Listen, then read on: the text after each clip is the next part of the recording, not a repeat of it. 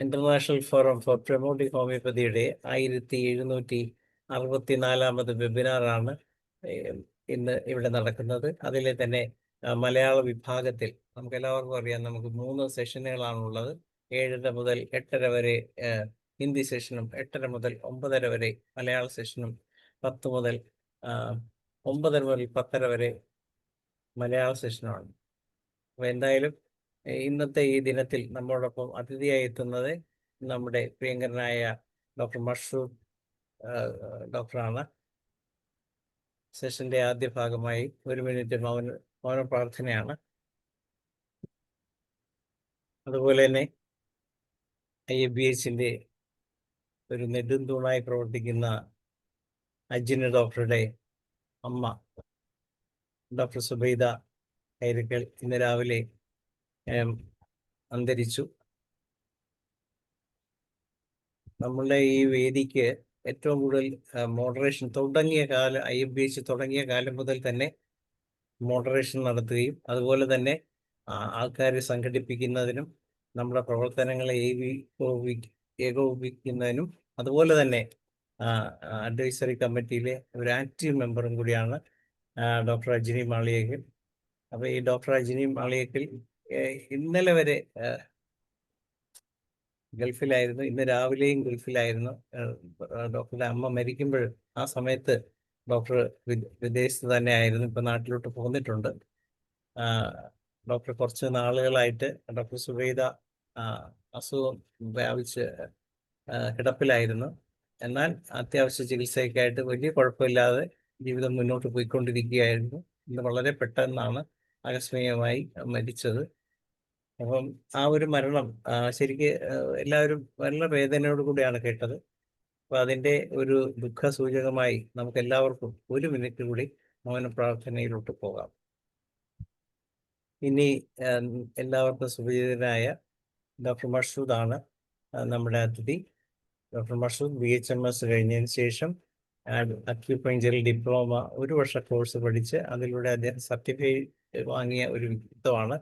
കൂടാതെ retired medical ഓഫീസറായിട്ട് Ayush homeopathy സിസ്റ്റത്തിൽ വേണ്ടി ഗവൺമെന്റ് ഓഫ് കേരളയിൽ വർക്ക് ചെയ്ത ആളാണ്.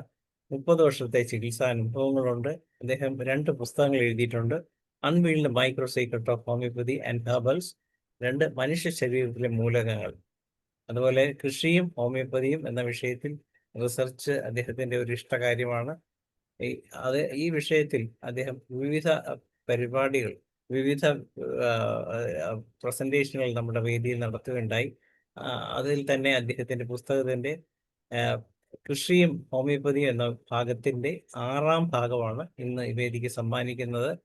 അതുകൊണ്ട് തന്നെ doctor Mashoos unveiled micro secrets of homeopathy and herbals എന്ന വിഷയത്തിൽ അദ്ദേഹം നമ്മളോട് സംസാരിക്കുകയാണ്. അതിന്റെ കഴിഞ്ഞ ഭാഗത്തിന്റെ തുടർച്ചയാണ് ഇന്ന് വീണ്ടും എടുക്കുന്നത്. അപ്പോൾ നമ്മുടെ ഈ വേദി ഡോക്ടർ മഷൂദിനായി തുറന്ന് നൽകുകയാണ്. ഈ screen sharing doctor Shri Shalu Rajan നിർവഹിക്കുന്നതാണ്. അങ്ങനെയൊക്കെ തുടങ്ങാം. IFBHന്റെ ഈ ഫോറത്തിൽ സന്നിഹിതരായിരിക്കുന്ന എല്ലാവർക്കും ഇത് സുഗമമായി കൊണ്ടുപോകുന്നതിന് സഹായിക്കുന്ന നമ്മുടെ എല്ലാ സംഘാടകർക്കും ഉള്ള പ്രത്യേകമായ കടപ്പാടും നന്ദിയും ഞാൻ ഈ അവസരത്തിൽ അറിയിക്കുന്നു. മുമ്പ് പറഞ്ഞതുപോലെ എന്നെ ഈ സ്ക്രീൻ ഷെയറിങ്ങിനെല്ലാം വളരെയേറെ സഹായിച്ചിരുന്ന നമ്മുടെ ഡോക്ടറുടെ മാതാവിൻ്റെ നിര്യാണം ഇപ്പോൾ വൈകുന്നേരം ഡോക്ടർ പറഞ്ഞു. അവരോടുള്ള ആ പ്രാർത്ഥനയോടുകൂടി നമുക്ക് ഈ ക്ലാസ് തുടങ്ങാം. എന്നെ കേൾക്കാമല്ലോ? ഹലോ, കേൾക്കാം. അപ്പൊ ഷെയർ ചെയ്യാനുണ്ട്, ഇല്ല എന്ന് പറഞ്ഞെങ്കിലും ഷെയറിംഗ് ഉണ്ടല്ലോ. അപ്പൊ പിന്നെ അത് ഷെയർ ചെയ്യുന്നുണ്ട്. ഡോക്ടറിനെ കാണാൻ പറ്റുന്നുണ്ടോ സ്ക്രീനിൽ? എനിക്ക് കാണാം. ഉണ്ട്.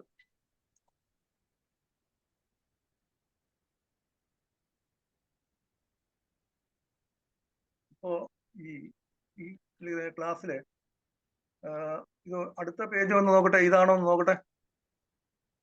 ഒന്നുകൂടെ സ്ലൈഡ് എന്തോ നോക്കിയിട്ടുണ്ടായിരുന്നു, ഞാൻ കഴിഞ്ഞ പ്രാവശ്യം ഷെയർ ചെയ്തിട്ടുണ്ടായിരുന്നു. അതിനുശേഷം എവിടെയാ തുടങ്ങണ്ടേന്ന് പറയാമോ?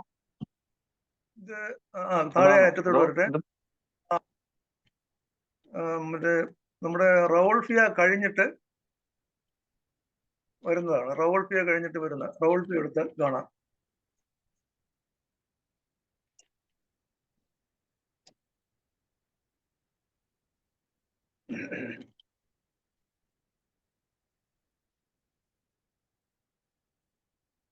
പ്ലാന്റിന്റെ പേരാണോ അത്? ഇതിന് മുമ്പ് ഇതിനു മുമ്പ് ഇത് നിന്ന് തുടങ്ങാം. നമുക്ക് ഈ ശവക്കോട്ട പച്ച ശവം അറിയാം. ഇവിടുന്ന് വരെയാണ് നമ്മൾ കഴിഞ്ഞ ദിവസം ക്ലാസ് എടുത്തത്. അതായത് എന്താണ് അതിന്റെ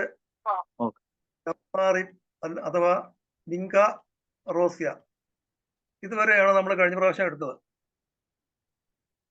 ഇപ്പോ നെക്സ്റ്റ് ആണോ? ഈ ക്ലാസ്സിനെ കുറിച്ച്, എന്റെ പുസ്തകത്തെ കുറിച്ചും ഇതുവരെയും ഇതില് പങ്കെടുക്കാത്ത കേൾക്കാത്തവർക്ക് കുറച്ച് പേരുണ്ടായിരിക്കും. അവർക്ക് ഞാൻ ഇതിനെ കുറിച്ച് പറയാം. എന്റെ പുസ്തകം 2010 ഞാൻ ഇതിന്റെ പ്രാഥമിക വർക്കുകൾ കംപ്ലീറ്റ് ആക്കി. എങ്കിലും ഏതാണ്ട് 2016 വരെ ആണ് എനിക്കിത് പബ്ലിഷ് ചെയ്യാൻ പറ്റിയത്. ഒരു 2020 അടുപ്പിച്ചായി. ഇപ്പോ ഈ പുസ്തകത്തെ കുറിച്ച് പറയുകയാണെങ്കിൽ unveiled micro secrets of homeo and herbals എന്ന് പറഞ്ഞിട്ട് നമ്മുടെ നാട്ടിൽ കാണുന്ന കുറെ പച്ചമരുന്നുകളിലും പിന്നെ പഴങ്ങളിലും ഔഷധമായി ഉപയോഗിക്കുന്ന പദാർത്ഥങ്ങളിലുമൊക്കെ കാണുന്ന കുറച്ച് പദാർത്ഥങ്ങളുടെ ക്രിസ്റ്റലീയ രൂപങ്ങളെ ചിത്രീകരിച്ച് അത് പുസ്തകത്തിൽ ഉൾപ്പെടുത്തിയിട്ടുണ്ട്. അപ്പൊ പുസ്തകത്തിന്റെ പ്രധാനമായിട്ടും ഉദ്ദേശിക്കുന്നത് ഈ ക്രിസ്റ്റലുകളുടെ ചിത്രീകരിച്ച് ഇത് കാണിക്കുക എന്നുള്ളതാണ്. ഞാനൊരു 10-60ഓളം ഹോമിയോ ഔഷധങ്ങൾ മാതൃസത്ത് നമ്മുടെ ഫാർമസിയിൽ നിന്ന് കിട്ടിയതിനെ കൂടി ഇതിനകത്ത് സ്റ്റഡി ചെയ്ത് അതിൽ കണ്ട കുറച്ച് ക്രിസ്റ്റൽസും ഉൾപ്പെടുത്തിയിട്ടുണ്ട്. ഇപ്പോ ഇതെല്ലാം തന്നെ കാണുന്നത് നമ്മുടെ നാട്ടിലെ പാരമ്പര്യമായിട്ട് ഉപയോഗിച്ചു വരുന്ന ഔഷധ സസ്യങ്ങളാണ്. എന്നാലും ഇപ്പോ കഴിഞ്ഞ ഒരു 500 വർഷങ്ങൾക്ക് മുമ്പ് തന്നെ ഉപയോഗിച്ചു കൊണ്ടിരുന്നതായിട്ടുള്ള കുറുന്തോട്ടി പോലുള്ള പല ഔഷധ സസ്യങ്ങളിലും ആൽക്കലോയിഡ്സും അതിന്റെ റെസിനും ഇനോൾസും ഓയിൽസും ഒക്കെ വളരെ വ്യക്തമായിട്ട് സ്റ്റഡി ചെയ്തിട്ടുണ്ടെങ്കിലും ഈ നിസ്സാരമായ ഈ ക്രിസ്റ്റൽസിന്റെ സ്ട്രക്ചർ അധികമായിട്ടൊന്നും നമ്മുടെ ഒരു ടെക്സ്റ്റ് ബുക്കിൽ നമുക്ക് കാണാൻ കഴിഞ്ഞിട്ടില്ല. അപ്പൊ ഇതൊരു സിമ്പിൾ സ്റ്റഡിയാണ്. മദർ ടിഞ്ചറുകളിൽ നമുക്ക് കാണാൻ കഴിഞ്ഞു എന്നുള്ളതാണ്. ഹോമിയോ ഔഷധങ്ങളുടെ മിക്കവാറും മദർ ടിഞ്ചറുകളിൽ അവയുടേതായ വ്യത്യസ്തമായ ക്രിസ്റ്റലുകളെ എനിക്ക് കാണാൻ കഴിഞ്ഞു. ഈ ക്രിസ്റ്റലുകളുടെ സ്റ്റഡിയിൽ വളരെ പ്രധാനമായിട്ടും ഉള്ള ഒരു കാര്യം എന്ന് പറഞ്ഞാല് ഒരു സസ്യത്തിന്റെ അല്ലെങ്കിൽ ഒരു പ്ലാന്റിന്റെ ലീഫ്, ഷൂട്ട്, റൂട്ട് ഇവയിലെല്ലാം അവയുടേതായ തനതായ കുറച്ച് ക്രിസ്റ്റൽസ് കാണാൻ കഴിയും. അവ സൊല്യൂഷൻ പ്രിപ്പയർ ചെയ്ത് മൈക്രോസ്കോപ്പിലൂടെ സ്റ്റഡി ചെയ്ത കുറച്ച് ചിത്രങ്ങളാണ് ഇത് ഉൾപ്പെടുത്തിയിട്ടുള്ളത്.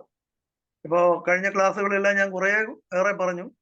നമുക്ക് ഔഷധ സസ്യങ്ങളിലെ കണ്ട ക്രിസ്റ്റൽസിനെ യാദൃച്ഛികമായിട്ട് ഇങ്ങനെ ഒരു മൈക്രോസ്കോപ്പി സ്റ്റഡിയിൽ ഞാൻ കണ്ടതാണ്.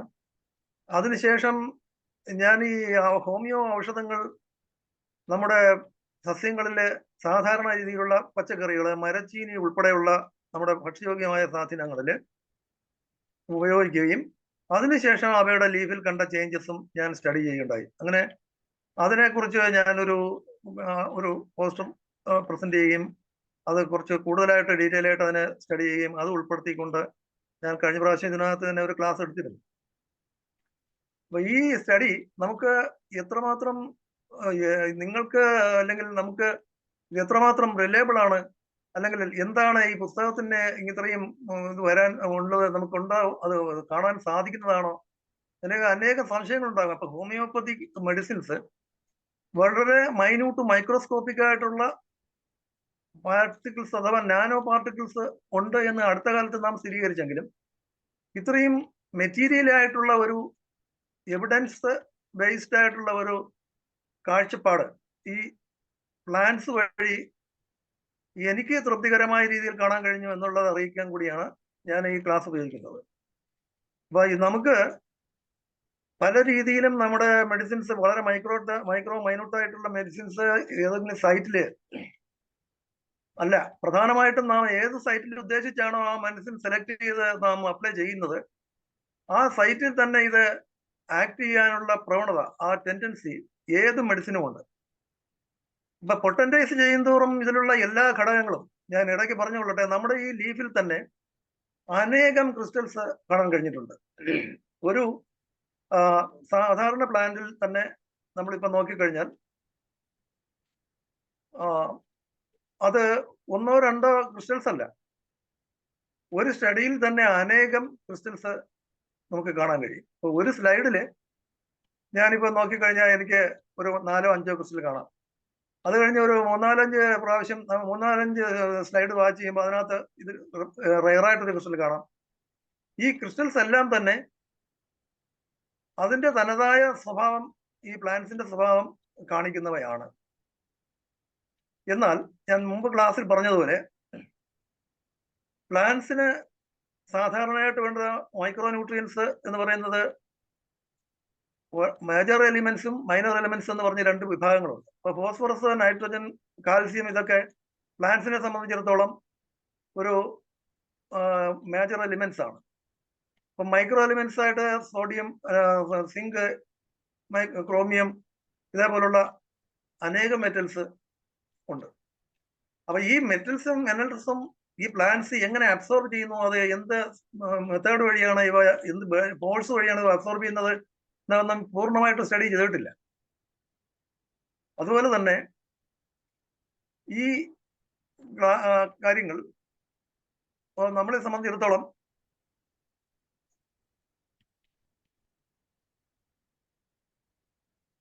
എത്രമാത്രം പ്ലാന്റ്സിന്റെ സ്റ്റഡിയിൽ ഹോമിയോ മെഡിസിൻസ് ആണ് ഇതിന് സാധ്യത ഉണ്ടാക്കിയത് എന്ന് ഒക്കെ ചോദിച്ചാൽ ശരിക്കും നമുക്ക് ഒരു വലിയ ആൻസർ ഒന്നും കൃത്യമായിട്ട് പറയാൻ കഴിയില്ല. എങ്കിലും നിരന്തരമായ സ്റ്റഡി, പഠനം കൊണ്ട് നമുക്കിത് വ്യക്തമായിട്ട് മനസ്സിലാക്കാൻ സാധിക്കും എന്നുള്ളതാണ് എനിക്ക് പറയാനുള്ളത്. ഓക്കെ, അപ്പം നമുക്ക് ഈ പ്ലാന്റ്സിന്റെ സംബന്ധിച്ചിടത്തോളം ഞാൻ ഈ ഷെയർ ചെയ്യാൻ ആളില്ലായിരുന്നു. ഡോക്ടറുടെ അജിനി ഡോക്ടർക്ക് അസൗകര്യം എന്ന് കേട്ടപ്പോൾ തന്നെ ഞാൻ മറ്റത് വേറൊരു ക്ലാസ്സിലേക്ക് അങ്ങ് തിരിഞ്ഞുപോയി. പിന്നെ ഇതൊക്കെ സെറ്റ് ചെയ്യുന്നതിനുള്ള സമയം എടുക്കുകയാണ്, അതാണ് കാര്യം. അപ്പൊ എന്തായാലും നമുക്ക് ഇത് എടുക്കാം. അപ്പൊ ഇവിടെ ഈ പ്ലാന്റ്സിൽ കാണുന്ന ക്രിസ്റ്റൽസിനെ കുറിച്ച് തന്നെ പറഞ്ഞ് നമുക്ക് തുടങ്ങാം. ഒടുവിലെ കൃഷിയുടെ കുറച്ച് കാര്യങ്ങൾ ഞാൻ ചെയ്തതിന്റെ ഈ പ്ലാന്റ്സിൽ ഞാൻ ഹോമിയോ മെഡിസിൻസ്, വളരെ ഹൈ പൊട്ടൻസി മെഡിസിൻസ്, എസ്പെഷ്യലി മെസീറിയം ഒന്നും സൈലീഷ്യയുടെ ഒക്കെ ഹയർ പൊട്ടൻസി 50 ഉൾപ്പെടെയുള്ളവ കൊടുത്തതിന് ശേഷം വളരെ ചെറിയ രീതിയിൽ ഉള്ള ടെസ്റ്റുകളാണ് വലിയ പ്ലാന്റ്സിലും. അതേസമയം പെപ്പറോമിയ പെല്യൂസിഡ എന്ന് പറയുന്ന നമ്മുടെ മഷിത്തണ്ട് പോലെയുള്ള ചെടികൾ മേശപ്പുറത്ത് വെച്ചുള്ള ടെസ്റ്റ്, എക്സാമിനേഷൻസ്, എക്സ്പെരിമെന്റ്സ് കുറച്ച് ചെയ്തും അവയുടെ സൊല്യൂഷൻസ് പ്രിപ്പയർ ചെയ്തും കണ്ട ക്രിസ്റ്റൽസ് ആണ്. സൊല്യൂഷൻസും പ്രിപ്പയർ ചെയ്യുകയും മറ്റായിട്ട് എല്ലാം കൂടി ഒരു സ്ലൈഡിൽ ഒരു പിക്ചർ നമുക്ക് കിട്ടണമെങ്കിൽ തന്നെ മിനിമം നാം 1 മാസം ഇതിന്റെ പിന്നിൽ വർക്ക് ചെയ്യണം. ഇപ്പൊ പ്ലാന്റില് നമ്മൾ മെഡിസിൻ അപ്ലൈ ചെയ്തു, അതിനെ സൂക്ഷിച്ചു, അത് എത്ര ദിവസം ഇരുന്നു, പിന്നീട് അതിനെ കളക്ട് ചെയ്തിട്ട് അതിന്റെ ലീഫിനെ സൊല്യൂഷൻ പ്രിപ്പയർ ചെയ്ത് അതിനെ 8 ദിവസമാണ് മിനിമം വയ്ക്കുന്നത്. ചില പ്ലാന്റ്സ് 8 പോരാ, 8-10 ദിവസം ഇരിക്കേണ്ടി വരും. അത് കഴിഞ്ഞിട്ട് അതിനെ ഡീകാൻഡ് ചെയ്തതിന് ശേഷം ആ സൊല്യൂഷനെ വീണ്ടും 2-3 ദിവസം സെറ്റിൽ ചെയ്യുന്നതിന് വേണ്ടി വെക്കണം. ഇതൊക്കെ ഞാൻ പറയുന്ന ഓരോ കാര്യവും നമ്മുടെ മെഡിസിനെ സംബന്ധിച്ചിടത്തോളം, അതായത് മെഡിസിനൽ പാർട്ടിക്കിൾസ് എന്ന ഒരു വസ്തുത നമ്മുടെ ഗോപ്യമായ സയൻസ് എന്ന് പറയുന്ന ഹോമിയോപ്പതിയെ സംബന്ധിച്ചിടത്തോളം വളരെ പ്രാധാന്യം അറിയിക്കുന്നവയാണ്. അതായത് ഈ ക്രിസ്റ്റൽസ് സെറ്റിൽമെന്റ് ചെയ്യുന്നത് തന്നെ അതിന്റെ പിന്നിൽ പ്രവർത്തിക്കുന്ന ബലം പല രീതിയിലുമാണ് പറയുന്നത്. അതിപ്പോ അയോണിക് ബന്ധങ്ങളാണ്, അല്ലെങ്കിൽ എലിമെന്റൽ ബന്ധങ്ങളാണ്, ബോൺസ് ആണ്, അല്ലെങ്കിൽ ബോണ്ടാണ്, ഇവ എങ്ങനെ ശരിയാക്കുന്നതെങ്കിലും ഈ ആംഗിൾസിനൊന്നും പ്രത്യേകമായ ഒരു ഇത് എനിക്ക് തൃപ്തികരമായിട്ട് കിട്ടിയിട്ടില്ല ഇതുവരെ. സോഡിയം ക്ലോറൈഡിന്റെ ക്രിസ്റ്റല് വളർന്ന് ആ പരലിൽ എത്ര വളർന്നാലും നല്ല സ്ക്വയർ ആയിട്ട് വളർന്ന് വരുന്നതാണ്. അപ്പൊ ആ സ്ക്വയറിന് ഒരു മോളിക്യൂൾ തമ്മിൽ ഒന്നിച്ച് ചേർത്താലും അവ നീണ്ട് പോകുന്ന കാണാം. അതല്ലെങ്കിൽ അവയ്ക്ക് കട്ടി കൂടി വരും. പക്ഷേ ഈ ലാറ്റിസ് ഫോർമേഷൻ എന്നാണ് അതിനെ പറയുന്നത്, അതായത് ഇതിന്റെ ഷേപ്പ് അറ്റൈൻമെന്റ്സ്, ആ ലാറ്റിസ് ഫോർമേഷൻ യഥാർത്ഥത്തിൽ ആ ആംഗിളിൽ വരുന്ന എന്ത് മാറ്റമാണ്, അല്ലെങ്കിൽ എന്താണ് ഈ സൊല്യൂഷനിൽ നിന്ന് ഇവയെ ഇങ്ങനെ ക്രിസ്റ്റൽ വളരുന്നതിന് സഹായിക്കുന്നത്, ശരിക്കും ഏത് ഫോഴ്സാണ്? അതൊരു വലിയ ക്വസ്റ്റ്യൻ മാർക്ക് തന്നെയാണ്. രണ്ടാമത്, ഇവയിൽ ഒരല്പമാത്രമായല്ല, നല്ല രീതിയിൽ മറ്റു മോളിക്യൂൾസ്, എസ്പെഷ്യലി വാട്ടർ മോളിക്യൂൾസ് നല്ലവണ്ണം ക്യാരി ചെയ്താണ് ക്രിസ്റ്റൽസ് രൂപീകൃതമാകുന്നത്. മാത്രമല്ല, ഈ ക്രിസ്റ്റൽസ് നമ്മുടെ ബോഡി ഫ്ലൂയിഡ്സിൽ വളരെ മൈന്യൂട്ട് ആയിട്ടുള്ള ഭാഗത്താണെങ്കിലും അവ അയോണിക രീതിയിൽ വർത്തിക്കും എന്നുള്ളതാണ്. അപ്പൊ സെല്ലില് സോഡിയത്തിന്റെയും പൊട്ടാഷ്യത്തിന്റെയും കാര്യം നമുക്കറിയാം. സോഡിയം ഔട്ട്സൈഡ് ഓഫ് ദ സെല്ലും പൊട്ടാഷ്യം ഇൻസൈഡ് ഓഫ് ദ സെല്ലും സദാസമയവും പുറത്തേക്ക് വരാനും അകത്തേക്ക് പോകാനും, സോഡിയം അകത്തേക്ക് പോകാൻ ശ്രമിക്കുന്നു, പൊട്ടാസ്യം പുറത്തേക്ക് വരാനുള്ള ശ്രമം നടത്തുന്നു. ഈ പൊട്ടൻഷ്യലിറ്റി എന്ന് പറയുന്ന ന്യൂറോ മസ്കുലർ ജംഗ്ഷനിലും ന്യൂറോ മസിൽസിലും നടക്കുന്ന ഈ പ്രവർത്തന മൂല്യമാണ് പൊട്ടൻഷ്യൽ കീപ്പ് ചെയ്ത് ബോഡി നല്ല ടെൻസൈലായിട്ട് ഇരിക്കുന്നത്. ഇത് എപ്പോൾ ഇല്ലാതാകുന്നു ആ ഭാഗത്ത് വളരെ നാശം വരുന്നു, ഡീറ്റീരിയേറ്റ് ചെയ്ത് പോകും. ഈ പൊട്ടാഷ്യം പമ്പ് അല്ലെങ്കിൽ സോഡിയം പമ്പ് എന്ന് നമ്മൾ പറയുന്നതാണ് ബി പിയുടെയും അടിസ്ഥാന ഘടകം. ശരീരത്തിലെ ബി പി കീപ്പ് ചെയ്യുന്നതും അത്രയും മൈന്യൂട്ട് ആയിട്ടുള്ള ചില കാര്യങ്ങളാണ്. അപ്പൊ ഇൻസൈഡ് ദ സെല്ലിൽ എപ്പോഴും പൊട്ടാഷ്യം ഉണ്ട്, ഔട്ട്സൈഡ് സോഡിയം ഉണ്ട്. ഇത് നേരെ തിരിച്ചായാൽ ഉടനെ എഡീമ ഉണ്ടാകുന്നു, വാട്ടർ റിട്ടൻഷൻ വരുന്നു, വാട്ടർ പോകുന്നു. ഈ മോളിക്യൂൾസ് തന്നെ ഇപ്പൊ ഒരു മോളിക്യൂൾ സോഡിയവും ഒരു മോളിക്യൂൾ ഒരാറ്റം സോഡിയവും രണ്ടാറ്റം ക്ലോറിനും ചേർന്ന് സോഡിയം ക്ലോറൈഡ് ഉണ്ടാകുന്നു.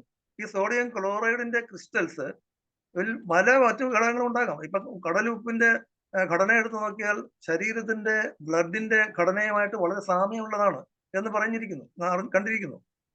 അപ്പൊ ആ കടലുള്ളത്തിൽ തന്നെ ധാരാളം സാൾട്സ് ഉണ്ട്.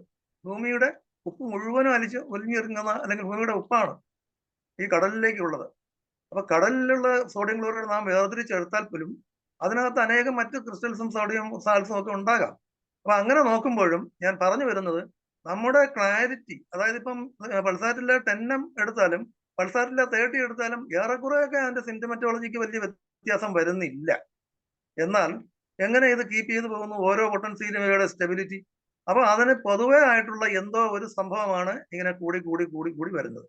ഞാൻ കഴിഞ്ഞ പ്രാവശ്യം ക്ലാസ്സിൽ ഇതിന് ഒരു കാര്യം കടമെടുത്തിരുന്നു. അതായത് എൻട്രോപ്പി എന്ന് പറയുന്ന ഒരു ഘടകം കടമെടുത്തിരുന്നു. അതായത് എൻട്രോപ്പി എന്ന് പറയുന്നത്, ഇപ്പൊ നമ്മളിപ്പോ ഒരു 1 മീറ്റർ അല്ല 1 അടി വീതി, 1 അടി നീളം, 1 അടി ഘനമുള്ള ഒരു പെട്ടി എടുക്കുക. അതിനകത്ത് ഒരു 1/4 ഭാഗം നിറയത്തക്ക രീതിയിലുള്ള ഒരു 10-25 ചില്ല് ഗോലികൾ ഉണ്ടെന്ന് വയ്ക്കുക. നമ്മൾ ഒരിടത്ത് അതിനെ കൂട്ടിയിട്ടിരുന്നാൽ അപ്പൊ അതിന്റെ എൻട്രോപ്പി ഇപ്പൊ കുറവാണെന്നാണ് പറയുന്നത്. അതേസമയം ഈ ഗോലികൾ തന്നെ ഈ പെട്ടിക്കകത്ത് 4 ഭാഗത്തായിട്ട് വളരെ വിസ്തരിച്ച് വിതാരമായി ഇട്ട് കഴിഞ്ഞാൽ അതിന്റെ എൻട്രോപ്പി, ഗോലികളുടെ എൻട്രോപ്പി ഇപ്പോൾ കൂടി എന്ന് പറയാം. അപ്പൊ എൻട്രോപ്പി കൂടുന്തോറും എന്ത് പറയുന്നത്, ഇവയ്ക്ക് ഇടയിലുള്ള ഇന്ററാക്ഷൻ അകന്നു പോകുന്നു എന്നാണ് നാം വിചാരിക്കുന്നത്. പക്ഷെ മൈന്യൂട്ട് ആയിട്ട് ഈ നാനോ പാർട്ടിക്കിൾസ് പഠിക്കുന്നവർക്ക് കൂടുതലായിട്ടും അറിയാന്നുള്ള കാര്യം എന്ന് പറഞ്ഞാൽ ഒരിക്കലും ഇങ്ങനെ ഒരു ബന്ധം വിട്ടുപോകുന്നില്ല എന്നുള്ളതാണ്. അപ്പൊ ലേറ്റസ്റ്റ് ആയിട്ട് എൻഡാൻജിൽമെന്റ് ഒക്കെ നമ്മുടെ ക്ലാസ്സിൽ 1-2 പേര് പറഞ്ഞു. അതുപോലെ തന്നെ ഇന്റർ മോളിക്കുലർ അട്രാക്ഷനെ കുറിച്ച് നമുക്കറിയാം. ഇതുപോലെ തന്നെ ഈ വസ്തുക്കൾ തമ്മിലുള്ള ഈ ബന്ധം കീപ്പ് ചെയ്ത് തന്നെ ഓരോ പ്രാവശ്യവും പൊട്ടൻറ്റൈസ് ചെയ്ത് ഡൈലൂഷൻ എൻട്രോപ്പി വലുതായിക്കൊണ്ടിരിക്കുന്നു. മാത്രമല്ല നമുക്കറിയാം വാട്ടറിലല്ല നമ്മൾ എല്ലാവരും വാട്ടറിന്റെ മോളിക്യൂൾസ് മെമ്മറി ഒക്കെ പറയുന്നെങ്കിലും exactly water is not the medium for that succussion or any other further dilutions we are giving. നമ്മൾ എടുക്കുന്നത് ഹയർ ആൻഡ് ഹയർ ആയിട്ടുള്ള ഡൈലൂഷൻസിൽ സ്ട്രോങ്ങർ ആയിട്ടുള്ള സ്പിരിറ്റ് തന്നെയാണ്, ആൽക്കഹോൾ തന്നെയാണ്. അപ്പൊ അതിന്റെ പ്രത്യേകമായ സ്വഭാവം വിശേഷം കൊണ്ടാണ് ഇതിങ്ങനെ കീപ്പ് ചെയ്ത് ഇത് എൻട്രോപ്പി വഴി ഡൈലൂഷനിലെ പവർ കീപ്പ് ചെയ്ത് തന്നെ പോകുന്നത് മെമ്മറി എന്ന് പറയുന്നത്. ഈ പദാർത്ഥങ്ങളിലെല്ലാം തന്നെ ഇപ്പൊ തന്നെ ഇപ്പൊ ഈ പ്ലാന്റ് ശവന്നാറി എന്നാണ് പറയുന്നത്. ഇപ്പോ ഇതിനെ നമ്മുടെ നാട്ടില് ശവന്നാറി പോകുമെന്ന് പറയുന്നു. ഇത് വിങ്ക മൈനർ എന്ന് പറയും. വിങ്കിസ്റ്റിൻ എന്ന് പറയുന്ന ഒരു പദാർത്ഥമാണ് ഇതിലെ പ്രധാനമായിട്ടുള്ള ഘടകം. അതിപ്പോ ആയുർവേദക്കാരും അലോപ്പതിക്കാരും ഒക്കെ ഉപയോഗിക്കുന്നത്. അലോപ്പതിക്കാർ ഈ വിങ്കിസ്റ്റിനെ വേർതിരിച്ചെടുത്തിട്ട് ബ്ലഡ് ക്യാൻസറിന്റെ മെഡിസിൻ ആണ് വിങ്കിസ്റ്റിൻ, ല്യൂക്കോ മെഡിസിൻ ആണ്. പക്ഷെ ഇത് ഇപ്പൊ നമുക്ക് പറയാൻ പറ്റും, നമ്മളിപ്പോ മെഡിക്കേറ്റ് ചെയ്ത് ഇതിന്റെ ടിഞ്ചർ ഉപയോഗിക്കുന്നു, ഇതിന്റെ ഹയർ പൊട്ടൻസീസ് നമ്മൾ ഉപയോഗിക്കുന്നുണ്ട്. വിങ്ക മൈനറിന്റെ ഹയർ പൊട്ടൻസി 1 ഇൻക്രിസ്റ്റിൻ ആണ് ഉള്ളതെന്ന് ഹോമിയോപ്പതിക്കാർക്ക് ഒരിക്കലും അത് പറയാൻ പറ്റില്ല. അതിനകത്ത് ഇൻക്രിസ്റ്റിൻ ഒരുപക്ഷെ ഒരു പൊട്ടൻസിയിലും കാണില്ല. എന്നാൽ ഇൻക്രിസ്റ്റിൻ എന്നല്ല ഏതായിരുന്നാലും ശരി, ഇപ്പൊ വിങ്ക മൈനറിന്റെ ആക്ഷൻ നാം ഉദ്ദേശിക്കുന്ന മെറ്റീരിയൽ മെഡിക്കൽ സിംറ്റംസ് തീർച്ചയായിട്ടും ടെന്ന പൊട്ടൻസിയിൽ അത് കൃത്യമായിട്ട് കണ്ടിരിക്കും. അതിൽ ഒരു സംശയവും വേണ്ട. ഞാൻ ഈ കഴിഞ്ഞ പ്രാവശ്യം പറഞ്ഞു CM പൊട്ടൻസി ആന്റി ക്രൂഡ് ഞാൻ വീണ്ടും കഴിച്ചിരുന്നു. അപ്പൊ എനിക്കറിയാം ഒരു ആവശ്യത്തിന് CM നമ്മൾ ഒരു മെഡിസിൻ കഴിക്കുമ്പോഴും സ്വയം തന്നെ നമുക്ക് അറിയാവുന്നതാണ്. മെഡിസിൻ ഉപയോഗിക്കുന്ന എല്ലാവർക്കും അറിയാം. CM പൊട്ടൻസി തന്നെ ഒരു ഡോസ് ടോളർ ചെയ്യാൻ പറ്റാത്ത ഒരു അവസ്ഥയിലേക്ക് കഴിഞ്ഞ 2 ദിവസം മുമ്പ് എനിക്ക് വന്നു. അപ്പൊ അത് ഞാൻ 200 കുറച്ച് ദിവസം കഴിച്ചുകൊണ്ടിരുന്നതാണ്. പെട്ടെന്ന് CM-ലേക്ക് വരുമ്പോൾ വളരെ ഒരു അഗ്രവേഷൻ എനിക്ക് അനുഭവപ്പെട്ടു.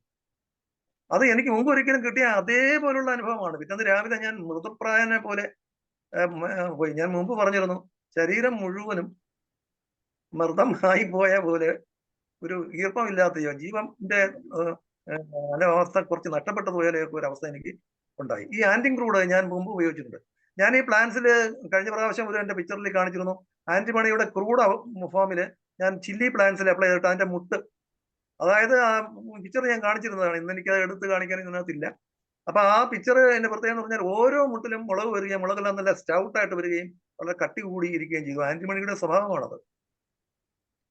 അത് മാത്രമല്ല, ഇപ്പൊ കഴിഞ്ഞ ഒരു ക്ലാസ്സിൽ ഒരു ഡോക്ടർ പറഞ്ഞു ആന്റിം ടാർട്ട് കൂടുതൽ പൂക്കൾ ഉണ്ടാക്കുന്നത്. പക്ഷെ പൂക്കളെ പിടിച്ചു നിർത്തുന്നതിനാണ് ആന്റി ടാർട്ട് എന്ന് ഞാൻ കണ്ടിട്ടുണ്ട്. അത് ഈ ഒരിക്കലും പൂക്കൾ പൊഴിയില്ല, ധാരാളം പൂക്കൾ ഉണ്ടാവുകയും ചെയ്യും. എന്തുകൊണ്ട്? പൂക്കൾ ഉണ്ടാക്കുന്നതിന് ആന്റിമണി ഒരിക്കലും ഈ പ്ലാന്റ്സിൽ ഉപയോഗിക്കുന്ന ഒരു മെറ്റലായിട്ട് മറ്റ് സയന്റിസ്റ്റുകളൊന്നും കാർഷിക വിഭാഗക്കാരൊന്നും പറഞ്ഞ അവർക്ക് മനസ്സിലാകുന്നില്ല യഥാർത്ഥത്തിൽ. ഇത് ഞാൻ ഈ പറഞ്ഞതൊരു പോയിന്റാണ്. അതായത് നാം ഈ പറയുന്ന ഹോമിയോപ്പത്തിക്കലി അപ്ലൈയിങ് മെഡിസിൻസ് എന്ന് പറയുന്നത് ഒരിക്കലും എന്തല്ല, മൈക്രോ ന്യൂട്രിയൻസ് എന്നുള്ള വിഭാഗത്തിൽ പെടുത്താൻ പറ്റുന്നതല്ല. അവ ഹോർമോൺസോ എൻസൈംസോന്റെയോ ഉത്തേജിപ്പിക്കുന്ന വിഭാഗത്തിലാകാൻ സാധ്യതയുണ്ട്. പക്ഷെ ഒരിക്കലും ഈ മൈക്രോ ന്യൂട്രിയൻസ് അല്ല. അത് നമ്മൾ എപ്പോഴും മനസ്സിലാക്കണം. ഇപ്പൊ നമ്മളിപ്പോ സോഡിയം ഉപ്പ് ബരലുകൾ ഇതിന്റെ മൂട്ടിൽ, ചെടിയുടെ മൂട്ടിലിട്ടാൽ ആ ചെടിക്ക് കുറച്ച് കൊഴുപ്പൊക്കെ കുറച്ച് നാൾ കാണും. ഉപ്പ് ബരലിട്ടാൽ മതി. പഞ്ചസാരയൊക്കെ ഷുഗറിന്റെ ഇതിന് പ്ലാന്റ്സിനെ ഉത്തേജിപ്പിക്കാനും ഗ്രോത്തിനെ ചെറുതായിട്ടൊന്ന് പ്രൊമോട്ട് ചെയ്യാനുള്ള കഴിവുണ്ട്. നാച്ചുറലി ഉള്ളതാണ് ഷുഗർ ഗ്ലോബ്യൂൾസിന്. അപ്പൊ നമ്മുടെ ഷുഗർ ഗ്ലോബ്യൂൾസ്, അതുകൊണ്ട് തന്നെ ഞാൻ ടെസ്റ്റ് ചെയ്യുമ്പോൾ ഷുഗർ ഗ്ലോബ്യൂൾസ് മെഡിക്കേറ്റഡ് വിത്ത് നള്ളിഫൈഡ് സ്പിരിറ്റ്, അങ്ങനെ ആ ഗുളികയാണ് ഞാൻ സാധാരണയായിട്ട് അതിനെ വേണ്ടി ഉപയോഗിക്കുന്നത് എക്സ്പെരിമെന്റിന്. അപ്പോൾ സാധാരണ ഗ്ലോബ്യൂൾസ് ഉപയോഗിച്ച് നോക്കിയിട്ടുണ്ട്. അപ്പൊ സാധാരണ ഗ്ലോബ്യൂൾസിൽ ഒന്നും കിട്ടാത്തത് സൈലീഷ്യ, ഉണ്ണമിലും ഇസീറിയത്തിനും ഒക്കെ ഞാൻ വളരെ ഡയറക്റ്റ് ആയിട്ട് കണ്ട കാര്യങ്ങളാണ്. ഇത് എങ്ങനെ പ്ലാന്റ്സിൽ ഇത്രയും വളരെ വ്യത്യസ്തമായിട്ട്, ഇപ്പൊ ഒരു പ്ലാന്റ് ഗ്രീൻ ആവണമെങ്കിൽ അതിന് മെഗ്നീഷ്യത്തിന്റെ അളവ് വളരെ കൂടുതൽ വേണം. ഇതാണ് ഞാൻ രണ്ടാമത് പറയുന്ന പോയിന്റ്സ്. അതായത് ഈ ഡ്രഗ്സ് ഒന്നും തന്നെ നേരിട്ട് അങ്ങ് ആക്ട് ചെയ്യല്ല, ഒരു ഇന്ററാക്ഷൻ ഉണ്ട്. ഇപ്പൊ സൈറ്റില് സൈലീഷ്യ ഉപയോഗിച്ച ഉടനെ സൈറ്റിൽ ഇരിക്കുന്ന മുള്ള് പഴുത്ത് പുറത്തു പോകുന്നു. എല്ലാവർക്കും അനുഭവമുള്ളതാണ്, പല ഡോക്ടേഴ്സിനും അറിയാം. ഇപ്പൊ ഓവറിയിൽ പർട്ടിക്കുലർ ആക്ഷൻ ഉള്ള ടെന്നം പൾസാറ്റില്ല, എല്ലാവർക്കും അറിയാവുന്നുള്ളൂ. ഇപ്പൊ പൾസാറ്റില്ല, ഞാൻ ഒരുപാട് കേസിൽ കണ്ടിട്ടുള്ളതാണ്. ഓവലേഷൻ നിന്നുപോയി, അല്ലെങ്കിൽ ഓവലേഷൻ യങ് ഏജ് ആണ്, പെട്ടെന്ന് നമ്മൾ ഒരു പൾസാറ്റിന്റെ കൊടുത്ത് നോക്ക്, ടെന്നം തന്നെ വേണം. തീർച്ചയായിട്ടും ആ ഒരു അടുത്ത പീരീഡിന്റെ അല്ലെങ്കിൽ അടുത്ത പീരീഡ് അത് റെഗുലർ ആയിരിക്കും. അത് ഉണ്ടാകും, റിക്കവർ ചെയ്ത് വരുന്നു എന്ന് മാത്രമല്ല, റിവൈവലിന് പവർ മാത്രമല്ല, അത് കണ്ടിന്യൂറ്റി വരെ കിട്ടുന്നു. അതെങ്ങനെ?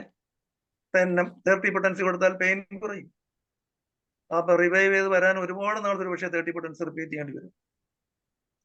അപ്പൊ റിപ്പീറ്റ് ചെയ്യുന്നത് കൊണ്ട് എന്തെങ്കിലും ഗുണം ഉണ്ടാകുന്നു. അതേസമയം ഹൈപ്പോട്ടൻസി ഒറ്റ ഡോസ് കൊണ്ട് തന്നെ വലിയ പ്രയോജനം ചെയ്യുന്നു. അപ്പൊ ഈ പൾസാറ്റിലൂടെ എന്തോ ഒരു പൾസാറ്റില്ല പോർഷൻ അങ്ങേയറ്റം വരെ കൺവേ ചെയ്യുന്നു എന്നുള്ളതല്ലേ നമ്മൾ മനസ്സിലാക്കുന്നത്. അത് എന്ത് എനർജിയാണ്, അതിൽ എന്താണ് അതിന്റെ പിന്നിൽ പ്രവർത്തിക്കുന്നത്? ഇപ്പൊ വിങ്കാമൈനർ ഇതിനകത്തുള്ള ക്രിസ്റ്റൽസ് അടുത്തൊന്ന് കാണിക്കും ഡോക്ടറെ. നമുക്ക് ഈ സ്ലൈഡ് കൂടെ പെട്ടെന്ന് പോകാം. ഇനി 20 മിനിറ്റ് കൊണ്ട് അത് ഈ പ്രാവശ്യമെങ്കിലും തീർന്നു. സ്ലൈഡ് അടുത്തൊന്ന് കാണിക്കും.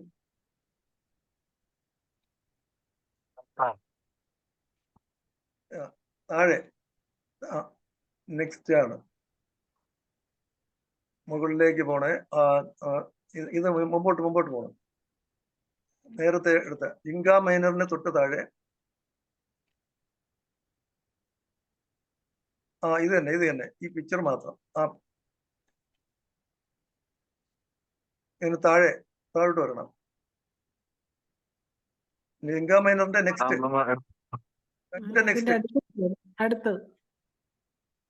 ഇത് തന്നെ ക്രിസ്റ്റൽസ് കാണാമല്ലോ. ഇതാണ് കാണുന്ന കുറച്ച് ക്രിസ്റ്റൽസ് ആണ്. ഇത് സൊല്യൂബിൾ ആണ്. ഇനി നെക്സ്റ്റ് പിക്ചർ കാണിക്കാമോ ഡോക്ടറെ? നെക്സ്റ്റ് പിക്ചർ ഇത് ടീ ആണ്. അപ്പൊ ഞാൻ മൂന്നാറിലെ 2010 ഈ പിക്ചർ എല്ലാം സെറ്റിൽ ചെയ്ത് ക്രോഡീകരിച്ച് ഒരു CD ആക്കി ഞാൻ ഇവിടെ പേരെല്ലാം എഡിറ്റ് ചെയ്ത് വെച്ചപ്പോഴേക്കും ഒരാഴ്ച ഇത് കംപ്ലീറ്റ് ചെയ്ത 4ന്റെ അന്ന് എനിക്ക് NHM NRHM ആയിരുന്നു. NRHMല് 2010 ജൂൺ 14 ഞാൻ ഇടുക്കി ഡിസ്ട്രിക്റ്റായിട്ട് പോവുകയും അവിടെ എനിക്ക് ഇത് 2010 10ാം തീയതിയാണ് ഞാൻ ഇത് കംപ്ലീറ്റ് ചെയ്യുന്നത്. ആലോചിച്ച് കൂടാം, 4 ദിവസം. 2 ദിവസം ഇതിനു വേണ്ടി പോലും എനിക്ക് തോന്നുന്നു, ഞാൻ ഒരു റേഡിയോ പ്രോഗ്രാം കൂടെ ഉള്ളതുകൊണ്ട് 2 ദിവസം കൂടെ ഇവിടെ നിന്നിട്ടാണ് ഞാൻ അവിടെ പോയത്. എനിക്ക് ആ സമയത്ത് ഒരു റേഡിയോയിൽ ഒരു പ്രോഗ്രാം കൂടെ കിട്ടി. അപ്പോൾ ഇത് എന്റെ ഒരു പ്രത്യേക നല്ല സമയമായിരുന്നു ആ ജൂൺ 14, 2010. ഞാൻ അവിടെ പോയി ജോയിൻ ചെയ്യുകയും ചെയ്തു. അതിനുശേഷം 2012 എനിക്ക് ഈ ടീ ഒന്ന് പഠിച്ചാലെന്തെന്ന് വിചാരിച്ചു. ഞാൻ ഒരുപാട് വാച്ച് ചെയ്തു. അവിടെ തണുപ്പായതുകൊണ്ട് സ്ലൈഡ് പ്രിപ്പയർ ചെയ്യുക വളരെ പാടാണ്. അപ്പൊ സ്ലൈഡിന്റെ പ്രിപ്പറേഷനിൽ ഇങ്ങനെ ഒരുപാട് ഉണ്ട്. ഇപ്പം ഒരു സ്ലൈഡ് ക്രിസ്റ്റൽ സെറ്റിൽ ആവണമെങ്കിൽ 8, 10, 16 ദിവസം ചിലപ്പോൾ വെക്കേണ്ടി വരും. അതൊക്കെ മൂന്നാറെ സംബന്ധിച്ചിടത്തോളം വളരെ പാടാണ്. ചിലപ്പോൾ 2-3 ദിവസം കഴിയുമ്പോൾ വീണ്ടും വലിയും, വീണ്ടും കാണാൻ പറ്റില്ല നമുക്ക്. എന്നാലും ഞാനിത് ഒത്തു എന്നുള്ളതാണ്. ഇത് മൂന്നാറിലെ ആ ഒരു ടീ ആണ്, ടീ. അപ്പൊ ടീയുടെ പേര് നമുക്കറിയാലോ, കമീലിയ സിനൻസിസ് എന്നാണ്. കമീലിയ സൈനൻസിസ് എന്നും പറയും. അപ്പൊ ടീ വളരെ കൂടുതലായിട്ടുണ്ട്. ടീയിൽ തിയോബ്രോമിൻ ഉണ്ട്, തിയോഫില്ലിൻ എന്ന് പറയുന്ന ഒരു ഘടകവും ഉണ്ട്. കാപ്പിയിലും അതൊക്കെ തിയോ ബ്രോമിൻ ഉണ്ട്. അപ്പൊ നമ്മുടെ ഈ ടീയെ സംബന്ധിച്ചിടത്തോളം കൂടുതലും നമ്മുടെ ഫ്ലേവിനോൾസ് ആണ് കണ്ടമാനം ഉള്ളത്. ആന്റി ഓക്സിഡൻസ് ഉണ്ട്, ആന്റി ക്യാൻസറസ് പ്രോപ്പർട്ടി ടീ വളരെ കൂടുതലുണ്ട്. ഗ്രീൻ ടീ ഒക്കെ ഉപയോഗിക്കുന്നത് വളരെ നല്ലതാണ്. പഞ്ചസാര ഒഴിവാക്കിക്കൊണ്ട് ടീ എത്രമാത്രമാണെങ്കിലും നമുക്ക് ഉപയോഗിക്കാം എന്നാണ് പറയുന്നത്. ടീ അത്രമാത്രം ഉണ്ട്. ടീയുടെ കൾട്ടിവേഷൻ ഒക്കെ നമുക്ക് മൂന്നാർ ഭാഗങ്ങളിലൊക്കെ ചെന്നാൽ കാണാമല്ലോ. ഇതിനെങ്ങനെ പ്രൂൺ ചെയ്ത് വെച്ചിരിക്കുന്നതുകൊണ്ടാണ്. അല്ലെങ്കിൽ ഇതൊരു വലിയ ട്രീ ആയി പോകും. ഒരു മീഡിയം സൈസ്ഡ് ട്രീ ആയി വളരുന്ന ഒരു ചെടിയാണ് ഈ ടീ. പിന്നെ അതിന്റെ വേരൊക്കെ നമ്മളെ വേരിൽ ഒരു റൂട്ടില് പിന്നെ ലീഫിൽ ഫീഡ് ഒക്കെയാണ് സാധാരണ കൊടുക്കുന്നത്. വളരെ കണ്ടമാന പൊട്ടാഷ്യം ഒക്കെ ഉപയോഗിക്കുന്ന ഒരു തരം കൃഷിയാണ് ഇത് നമ്മുടെ നാട്ടില്. അവിടെ പിന്നെ പെസ്റ്റിസൈഡ്സിന് പകരം ഒക്കെ പല പല കാര്യങ്ങൾ ഉപയോഗിക്കുന്നുണ്ടാകാം. മഞ്ഞകാണ് ഇതിന്. പിന്നെ ഇതിന്റെ ടീ എന്ന് പറഞ്ഞാൽ ടീ, എനിക്ക് ആ നെക്സ്റ്റ് ക്രിസ്റ്റൽ ഒന്ന് കാണിക്കും. അപ്പൊ ടീ നിങ്ങൾ എല്ലാവരും കണ്ടിരിക്കും. ഇത് കണ്ടു മതിയായെന്ന് തോന്നുന്നു. നെക്സ്റ്റ് അതിന്റെ പിക്ചർ കാണാം, ക്രിസ്റ്റൽ കാണാം. ക്രിസ്റ്റൽ വളരെ ഇൻട്രസ്റ്റിംഗ് ആണ്. നെക്സ്റ്റ് ക്രിസ്റ്റലില് ഒന്ന് ഒത്തിരി എൻലാർജ് ചെയ്ത് കണ്ടാല് ഈ റൈറ്റ് സൈഡിൽ കിടക്കുന്ന ആ ഒരു തോക്ക് പോലെ കിടക്കുന്നതാണ്. ഞാൻ ആദ്യം കണ്ട ക്രിസ്റ്റലാണ് ടീയിൽ. ഈ താഴെയുള്ള ആ റൗണ്ട് സ്ട്രക്ചർ കാണാനും ഒരുപാട് 6 വർഷം പിന്നിട്ടതിന് ശേഷമാണ് അത് കണ്ടത്.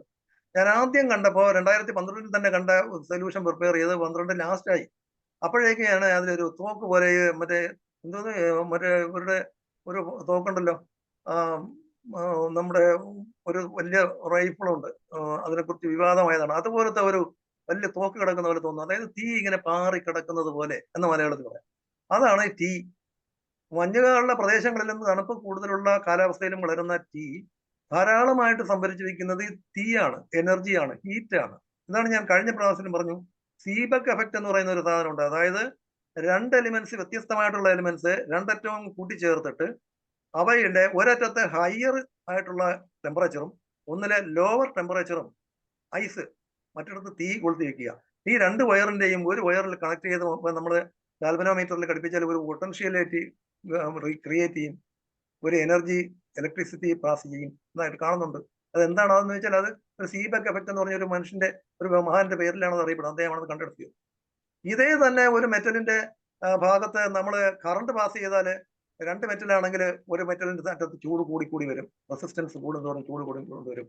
അത് വേറൊരാളിന്റെ പേരിലാണ് അത് അറിയപ്പെടുന്നത്.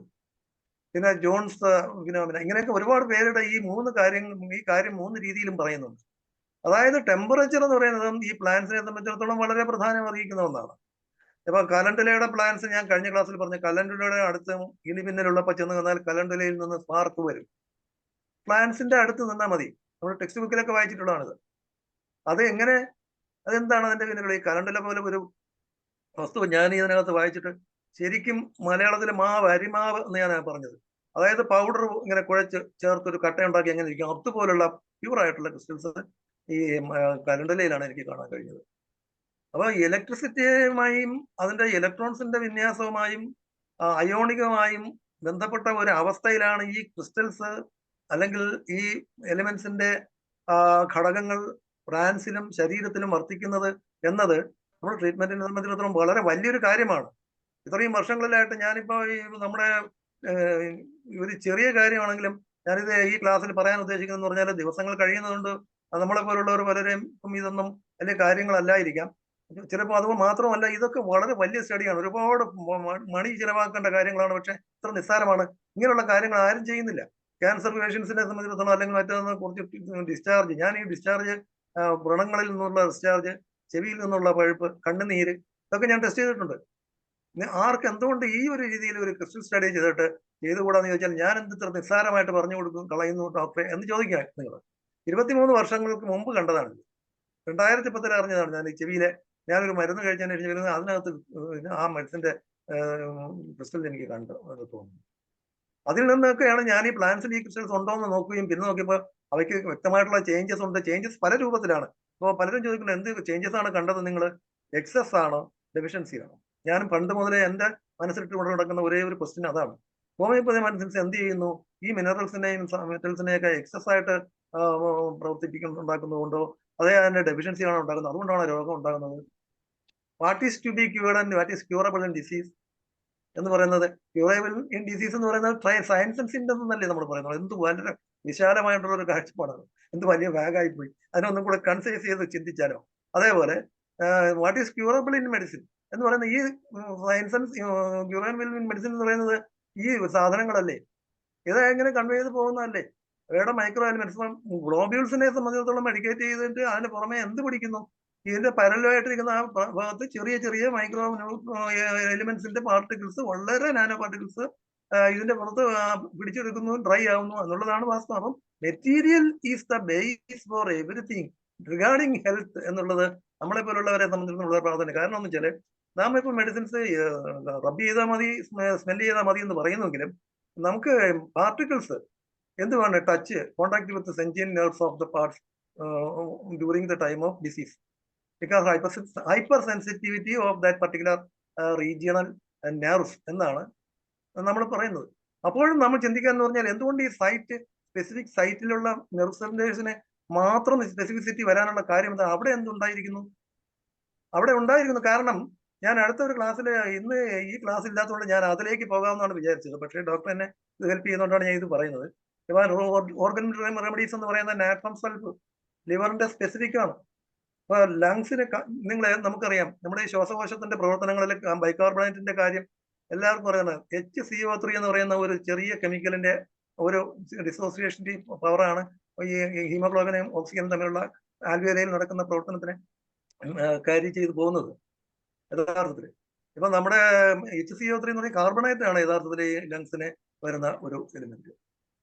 അപ്പൊ ഹാർട്ടിന് ബ്ലഡ് ആണ്, ലിവറിനും ബ്ലഡ് ലിവറിനെ സംബന്ധിച്ചിടത്തോളം മെറ്റബോളിക് പ്രോഡക്ട്സ് ആണ് എന്ന് പറയുന്നത് പോലെ ഓരോ ഓർഗനെ സംബന്ധിച്ചിടത്തോളം എലിമെന്റ്സ് ഉണ്ടല്ലോ. നമുക്ക് തന്നെ അറിയാം, നമ്മുടെ ടിഷ്യൂ റെമഡീസ് അങ്ങനെയാണല്ലോ പറയുന്നത്. അപ്പൊ ആ ടിഷ്യൂ റെമഡീസിന്റെ ബേസിൽ ഇത്തരത്തിലുള്ള ഒരു സ്റ്റഡി, അവയുടെ ഡിസ്ചാർജസ് അല്ലെങ്കിൽ അവയുടെ എക്സ്ക്രീഷൻസ്, അവയുടെ പ്രോസറ്റിക് ആയിട്ടുള്ള അവയുടെ ബേസിക് ആയിട്ടുള്ള പ്രവർത്തനത്തിന് ഉപയോഗിക്കുന്ന എലിമെന്റ്സ് ഇതൊക്കെ സ്റ്റഡി ചെയ്യേണ്ടത് ആണ്. അങ്ങനെ വേണം നമ്മുടെ മൈക്രോ ഹോമിയോപ്പതിയും നമ്മുടെ ഫിസിയോളജിയും നമ്മുടെ അനാറ്റമിയൊക്കെ വർക്ക് പ്രവർത്തിക്കാൻ പഠിക്കാൻ. അവരുടെ ഫിസിയോളജിയും പ്രാക്ടീസും ഒക്കെ നമ്മൾ പഠിച്ചിട്ട് ഇവ ക്രബ്സെപ്റ്റിക് ആസിഡ് സൈക്കിൾ പഠിച്ചിട്ട് ഇതിനകത്ത് നമുക്ക് എന്താണ് നേട്ടം? ക്രബ്സെപ്റ്റിക് ആസിഡ് സൈക്കിളിന്റെ ഏതെങ്കിലും ഒരു പാർട്ടില് ഒരു മെഡിസിൻ പൾസാറ്റില്ല ഒരു വർക്ക് ചെയ്യുന്നു എന്ന് നമ്മൾ കണ്ടെത്തിയാൽ നമുക്ക് വേണമെങ്കിൽ പറയാം. അതേസമയം ഞാൻ കഴിച്ചു നോക്കും, നിങ്ങൾ ഒരു കുറച്ച് നെയ്യും എല്ലാം കൂടെ കഴിച്ച് ഭക്ഷണം കഴിച്ചിട്ട് ഒരു ഡോസ് പൾസാറ്റിൽ കഴിച്ചിട്ട് സുഖമായിട്ട് കിടന്നുറങ്ങുന്നില്ലേ? എന്തുകൊണ്ടാണ്? പൾസാറ്റിലേക്ക് ഫാറ്റി ഫുഡിനോടുള്ള ആ ഒരു ഇത് എങ്ങനെയോ ഇത്രയും ചെറിയൊരു മൈന്യൂട്ട് ഡോസ് എങ്ങനെ? ഇപ്പൊ ഇത് നേരെ ബ്രെയിൻ സെൽസിൽ ചെന്നിട്ട് അവിടെ വല്ല പ്രവർത്തനങ്ങൾ നടന്ന എന്തെങ്കിലും സിമ്പിൾസ് അയക്കുന്നുണ്ടോ?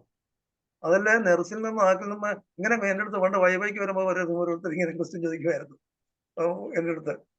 വല്ലതും ചോദിച്ചോ പോകുന്നുണ്ടോ അല്ലെങ്കിൽ ചെയ്യുന്നുണ്ടോ ഇങ്ങനെയൊക്കെ ചോദിക്കുന്നു. അപ്പൊ ഞാനും ഇങ്ങനെ ചോദിക്കുന്നത് കൊണ്ട് കാര്യമല്ല, നമുക്ക് നിയതമായിട്ട് പഠിക്കാൻ പറ്റുന്ന കുറെ കാര്യങ്ങളാണ് ഇത്. ഇപ്പൊ ആഴ്സനിക് കണ്ടു, ഫോസ്ഫറസ് കണ്ടു എന്നൊക്കെ നമ്മൾ പറയുന്നതുകൊണ്ടൊന്നും ഒരു കാര്യമാകുന്നില്ല. അത് ആ പദാർത്ഥത്തിന്റെ ക്വാണ്ടിറ്റി ക്വാളിറ്റേറ്റീവായിട്ട് അളന്ന് കൃത്യമായിട്ടും അറിയാൻ കഴിഞ്ഞാൽ അത് പ്യൂറായിട്ടും അറിഞ്ഞത് തന്നെ, സംശയമൊന്നുമില്ല. ഈ തീയാണ് ഞാൻ എനിക്ക് പറയാനുള്ളത് ഇതിലെ തീയെ കുറിച്ചാണ്. ഈ പിക്ചർ ആദ്യം കണ്ടപ്പോൾ തന്നെ AK-47 എന്ന് പറയുന്ന തോക്കിന്റെ ഒരു തീ ഇങ്ങനെ കിടക്കുന്നവരെ കാണുന്നത് വലുതുമായിട്ട്. അത് സ്പാർക്ക് വരെ കണ്ടു. വളരെ വർഷങ്ങൾക്ക് ശേഷമാണ് അതിന്റെ ആസിഡിക് ഫോം, അതായത് ഇതിൽ ഇരിക്കുന്ന ടാനിക് ആസിഡ് എന്ന് പറയുന്ന ആ ക്രിസ്റ്റൽസ് ആയിരിക്കാനാണ് സാധ്യത. കാരണം ആസിഡിക് ആയിട്ടുള്ള സാധനങ്ങളെല്ലാം ഞാൻ ഇത്തരത്തിലുള്ള ആ കമ്പി പോലുള്ള ക്രിസ്റ്റൽസ് കാണാൻ കഴിഞ്ഞു. അത് എനിക്ക് പിന്നീടാണ് കാണാൻ കഴിഞ്ഞത്. ഇത് ടീയുടെ ക്രിസ്റ്റൽസ് ആണ്. നല്ല ഒരു ഡ്രിങ്കാണ് ടീ. എല്ലാവരും പഞ്ചസാര ചേർക്കാതെ ധാരാളമായി ടീ കുടിക്കുന്ന ഹാർട്ടിനെ എപ്പോഴും സപ്പോർട്ട് ചെയ്യുന്നതാണ്. എന്തുകൊണ്ടാണ് പുക വലിക്കുകയും ടീ കഴിക്കുകയും ചെയ്യുന്നതിനെ കുറിച്ച് ഡോക്ടേഴ്സ് ഒന്നും പ്രൊമോട്ട് ചെയ്യാറില്ല. പക്ഷേ പുകവലിക്കുന്നവർക്ക് അറിയാൻ ടീയും കൂടെ കഴിച്ചു കഴിഞ്ഞാൽ അതിനെ ആന്റിഡോട്ട് ചെയ്ത് പോകുന്നുണ്ട്. ടബാക്കത്തിന്റെ ഒരു നല്ല ക്വയലൈസിങ് ആയിട്ടുള്ള ഒരു എഫക്റ്റ് ഈ ടാനിൻ തിയോഫിലിൻ എന്ന് പറയുന്നത് ചെയ്യുന്നു. നമുക്ക് ഈ തിയോബ്രോമിനും തിയോഫിലിനുമാണ് ഇതിന്റെ പ്രധാന ആക്റ്റീവ് ഇൻഗ്രീഡിയൻസ്. ഈ ശ്വാസക്കുരൽ, അതായത് നമ്മൾ അങ്ങനെ പറയുന്നത് ഈസോഫാഗസിനെയും എപ്പോഴും മയത്തിൽ വയ്ക്കുന്നതിനും ഈർപ്പം സൂക്ഷിക്കുന്നതിനും ഈ ടീ എപ്പോഴും സഹായിക്കുന്നുണ്ട്. അതുകൊണ്ടാണ് ടീ നമ്മൾ കൂടെ ഉപയോഗിക്കണം എന്ന് പറയുന്നതിന്റെ പ്രധാന കാരണം. നെക്സ്റ്റ് കാണിക്കാമോ? നെക്സ്റ്റ് ഇത് തന്നെയാണ്. അതില് ആ താഴെ റൗണ്ടിൽ കിടക്കുന്നതിൽ ഇത്തിരി ശ്രദ്ധിച്ച് നോക്കിയാൽ അതൊന്ന് എൻലാർജ് ചെയ്ത് കാണിക്കണമെങ്കിൽ അതിനകത്ത് വളരെ നീളം കൂടിയ വളരെ മൈക്രോസ്കോപ്പിക് ആയിട്ടുള്ള ഒരു നാര് കാണാൻ കഴിയും. അത് എനിക്ക് അത് വളരെ അത്ഭുതമായിട്ട് തോന്നിയിട്ടുണ്ട്. അത് ഈ തീയെ സംബന്ധിച്ചിടത്തോളം പുറത്ത് പറയാൻ വളരെ ബുദ്ധിമുട്ടുള്ള കാര്യമാണെങ്കിലും എന്നും പരീക്ഷണ വിധേയമായിക്കൊണ്ടിരിക്കുന്ന ഒന്നാണ് ടീ. കാരണം എന്ന് പറഞ്ഞാൽ എത്രയോ ലക്ഷങ്ങൾ ജീവിക്കുന്നത് ഈ തീ കൊണ്ടാണ്. മൂന്നാറിലെ കോടിക്കണക്കിന് രൂപയുടെ കയറ്റുമതിയും ബിസിനസ്സും കൃഷിയും എന്ത് ഒബീഡിയന്റ് ആയിട്ട്, എന്ത് സിൻസിയറായിട്ടും അതുപോലെ തന്നെ പൊളൈറ്റ് ആയിട്ടും ഒക്കെയാണ് അവരുടെ ലൈഫ് എന്ന് നമുക്ക് അവിടെ പോയി നോക്കുമ്പോൾ തന്നെ അറിയാം. വളരെ വൃത്തിഹീനമാണെന്ന് നമുക്ക് തോന്നും. പക്ഷെ അവരുടെ ജീവിതം എന്ന് പറയുന്നത് എത്രയോ ഉയർന്നതാണ്. എന്നാലാണ് ഈ ഇത്തരത്തിൽ ഈ കണക്കിന് പാക്കറ്റിലേക്ക് നമുക്ക് കിട്ടുന്നത്. വെറും ലീഫ് ഈ മഞ്ഞില് താഴ്വരങ്ങളില് രാത്രികാലങ്ങൾ പകലില് സൂര്യൻ ഉദിക്കുന്നതിന് മുമ്പ് തന്നെ, ശരിക്കും ചൂടാകുന്നതിന് മുമ്പ് തന്നെ ഇത് കീറി ലീഫ് കളക്ട് ചെയ്തിരിക്കും. അതുപോലെ തന്നെ ഇതിനെല്ലാം വേണ്ടത് ലീഫ് ഫീഡ്, സ്പ്രേ, വെള്ളമില്ലാത്തപ്പോൾ ചെറിയ ചൂട് വന്നാൽ തന്നെ ഉടനെ സ്പ്രേ വാട്ടർ, ഇങ്ങനെയൊക്കെ കൃഷി എന്ന് പറയുന്നത്, ചെയ്ത കൃഷി എന്ന് പറയുന്നത് ലക്ഷങ്ങളുടെ ജീവിതങ്ങളാണ്. അപ്പൊ അതില് ഞാൻ പറഞ്ഞു, നമ്മളെ സംബന്ധിച്ചിടത്തോളം നമുക്ക് ടീയിൽ എന്തുണ്ട്, അമിനോയിഡ്സ് ഉണ്ട്, അല്ലെങ്കിൽ ഇത്തരത്തിലുള്ള ഘടകങ്ങളുണ്ട്. ഇതിനകത്ത് അവർ ദിവസവും പരീക്ഷണങ്ങൾ വിധേയമാക്കിക്കൊണ്ടിരിക്കുന്ന ഒന്നാണ്. അപ്പൊ അതിലെ ഈ ഒരു ഒരു ക്രോമസോം പോലെയോ അല്ലെങ്കിൽ എന്തെങ്കിലും ഒരു മൈക്രോ എലിമെന്റിന്റെ സെല്ലുലാർ സബ്സ്റ്റൻസോ എന്തോ പുതിയതായിട്ട് ഉണ്ടായതുപോലെ ഒന്നിങ്ങനെ നീണ്ടു കിടക്കുന്നതായിട്ടാണ് എനിക്ക് തോന്നുന്നത്. ഇത് അപൂർവമായി കണ്ടതാണ്, അതിൽ കാണാൻ കഴിയും. നെക്സ്റ്റ് വളരെ മൈക്രോസ്കോപ്പിക് ആണിത്. 10 മാഗ്നിഫിക്കേഷനിൽ കണ്ടെങ്കിലും പിന്നെ മൊബൈലിൽ വെച്ചിട്ട് ധാരാളമായിട്ട് എല്ലാം ചെയ്തതാണ്. നെക്സ്റ്റ് ഡോക്ടറെ, ഇത് ആണ് നമ്മുടെ ടീ കഴിഞ്ഞിട്ട് വരുന്നത് തഴുതാമയാണ്. അതായത് തഴുതാമ എന്ന് പറഞ്ഞ പുനർനവ എന്ന് മലയാളത്തിൽ പറയും. ബൊറേവിയ ഡിഫ്യൂസയാണ് നമ്മുടെ പ്ലാന്റ്സ്, നമ്മുടെ ഹോമിയോയിൽ അംശമായിട്ട് ഉപയോഗിക്കുന്ന ടിഞ്ചർ, പ്രഷറിന് BP ചെയ്തിട്ടുള്ള. ഇതിൽ കൂടുതലായിട്ട് ഞാൻ ഇതിനകത്ത് സ്ട്രെസ് ചെയ്തെടുക്കുന്നത് കാലി നൈറ്റ്, പൊട്ടാസ്യം നൈറ്റ്. അതായത് കാലി നൈറ്റ് ഈ മറ്റേ കന്നാബിസിന്റെയും ഒരു ചെറിയ ഘടകമാണ്. ഇതിൽ കൂടുതലായിട്ട് കാലി നൈറ്റും പൊട്ടാഷ്യവും ഉണ്ട്. ഉപ്പാണ് ഇതിന്റെ ക്ഷാര ഗുണമുള്ള ആണ് ഇതിന്റെ ആഷ്. ഈ ഉപ്പ് ആഷ് നമ്മൾ എടുക്കുകയാണെങ്കിൽ നമ്മളിപ്പോ BP വളരെ നല്ലതാണ്. ഈ ആഷിനെ സംബന്ധിച്ചിടത്തോളം ഒരുപാട് പ്രധാനമുള്ളതാണ്. ഇപ്പൊ ഇത് 2 ഇല പിഴിഞ്ഞ് കയ്യിൽ വെച്ചിട്ട് നമ്മൾ ഉപയോഗിച്ചു കഴിഞ്ഞാൽ നമുക്ക് പ്രയോജനം ഉണ്ടെന്നൊക്കെ പലരും പറയുന്നുണ്ട്. പക്ഷെ അത് യഥാർത്ഥത്തില് ഇത് അധികം ഉപയോഗിക്കാൻ പാടില്ലാത്ത ഒരു സസ്യമാണ്. ഹൃദയഹാരിയായിട്ടുള്ള ഒരു മനുഷ്യനാണ്. BP പെട്ടെന്ന് കുറയ്ക്കുക ചെയ്യുന്നത് ടിഞ്ചർ കഴിച്ചു നോക്കിയാൽ സഡനായിട്ടൊന്നും അറിയാൻ പറ്റില്ല. പക്ഷേ ഇത് ഹാർട്ടിന് ഡയറക്റ്റ് ആയിട്ട് ഒരു ആക്ഷൻ ഉണ്ട്. തഴുതാമ എന്ന് പറഞ്ഞാൽ ആമയുടെ ലീഫ് പോലെ ഉള്ളതാണ്. പിന്നെ ഇതൊരു റണ്ണറാണ്. അതായത് ഇപ്പം നമ്മൾ ഉദ്ദേശിക്കുന്ന പോലെ ക്രീപ്പറാണ്, റണ്ണറല്ല. ഇപ്പം റണ്ണർ എന്ന് പറഞ്ഞാൽ അടിയിൽ ഇങ്ങനെ വേര് ഓരോ ഭാഗത്തും പിടിച്ച് പോകുന്നതാണ്. ഇത് വേര് പിടിക്കുന്നില്ല. ഇത് റൂട്ടില് ഒരു റൂട്ടേ ഉള്ളൂ, പോകുന്നത് ഇങ്ങനെ പടർന്ന് മുകളിലോട്ട് പോയിക്കൊണ്ടിരിക്കും. അതാണ് തഴുതാമയുടെ പ്രത്യേകത. പുനർനവ ബൊറേവിയ ഡിഫ്യൂസ എന്നാണ് നമ്മൾ ഇതിനെ പറയുന്നത്. പുനർനവിൻ എന്നൊക്കെയാണ് ഇതിന്റെ ഒരു ഇത്. റിഫാംബിസിൻ, സോറി,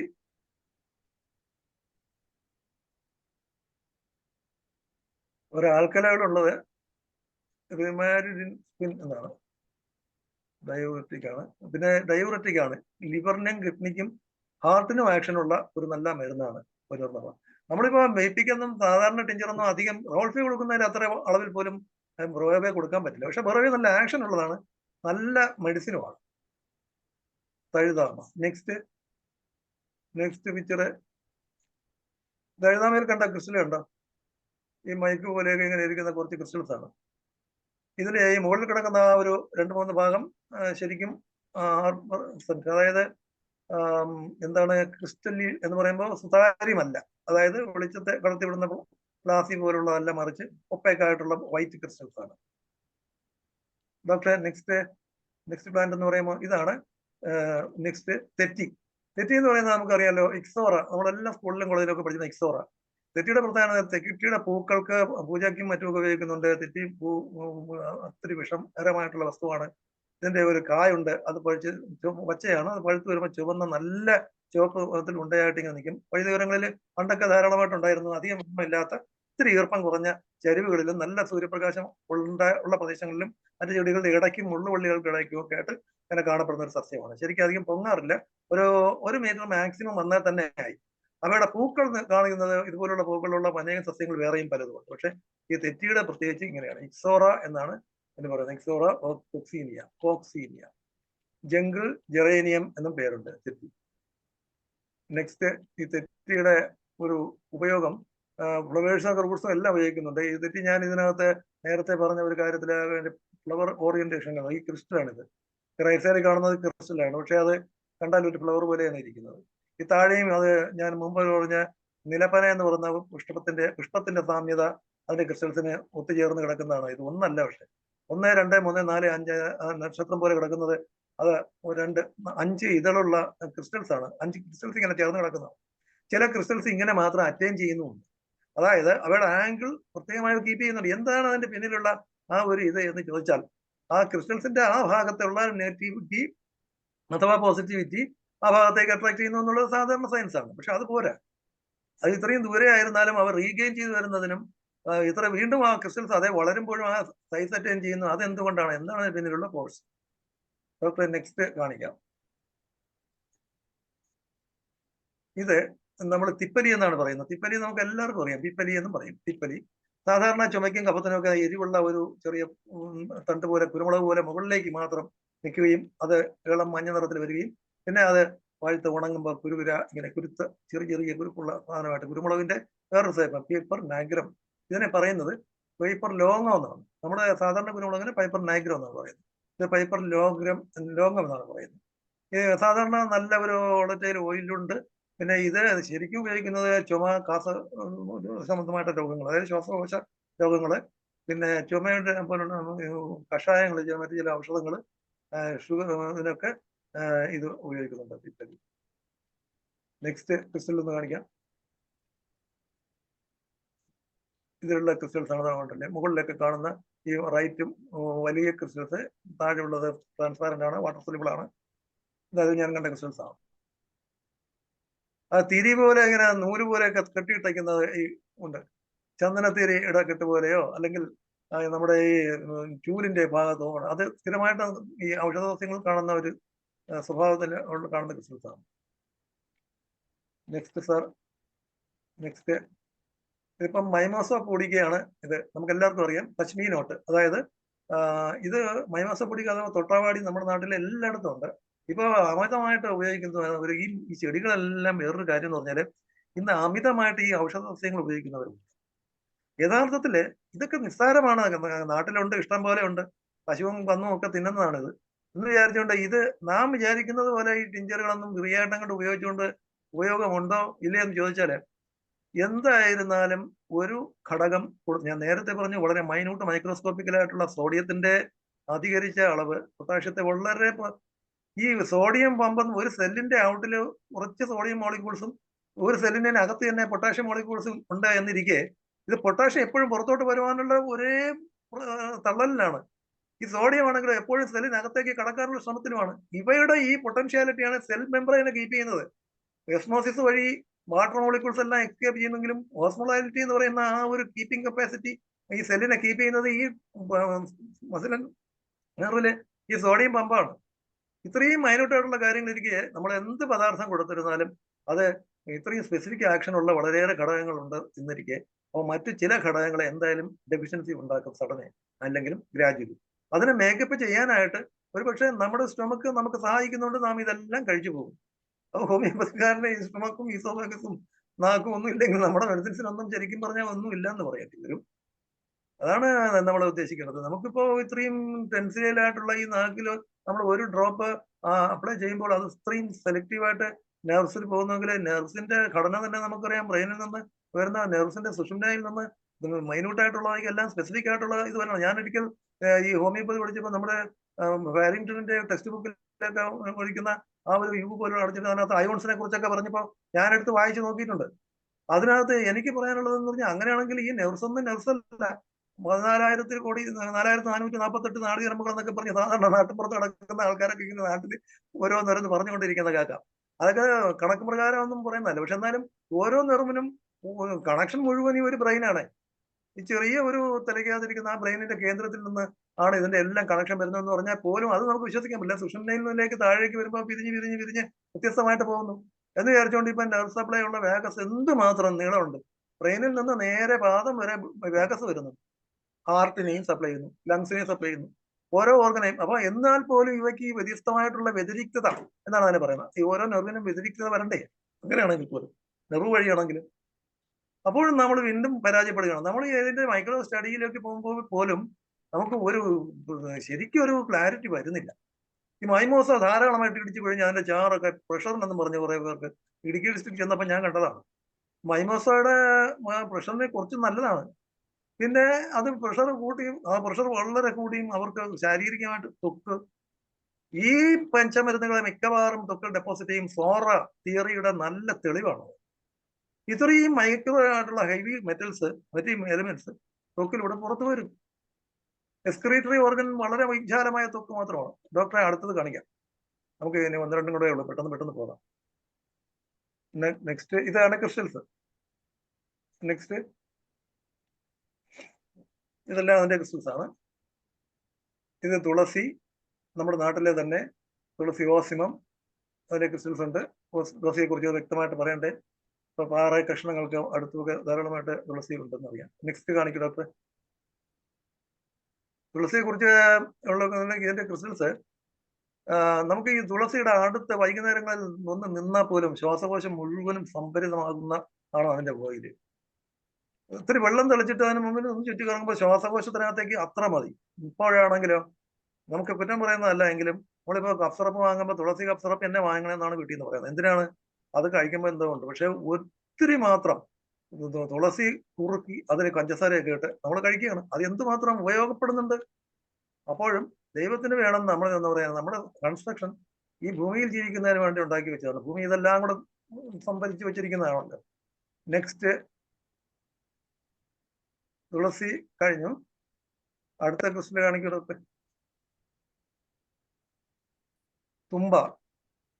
ഈ തുമ്പയുടെ ചാറ് വയറിന്റെ അസുഖങ്ങൾക്കെല്ലാം കുട്ടികൾക്കൊക്കെ നമ്മൾ കൊടുക്കാറുണ്ട്. ലൂക്കാസ് ആസ്പര.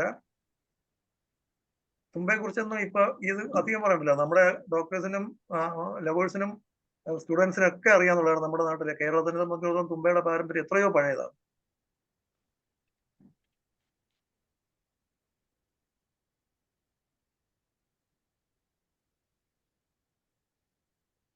നെക്സ്റ്റ് കാണിക്കാം ഡോക്ടറെ.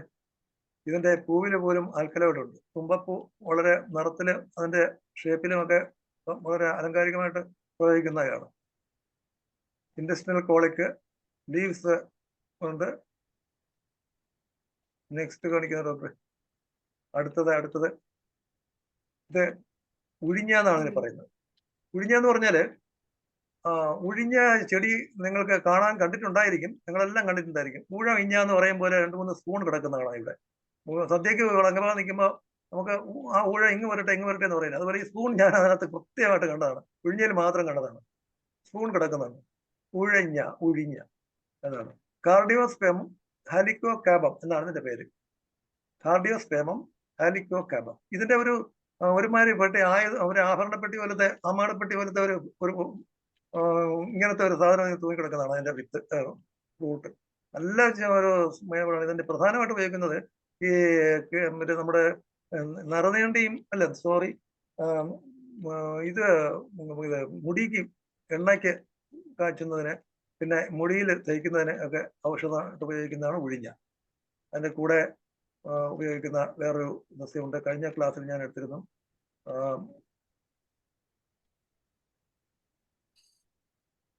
അതിന്റെ ക്രിസ്റ്റൽ ഒന്ന് കാണിക്കാം. ഇത് കണ്ടില്ലേ?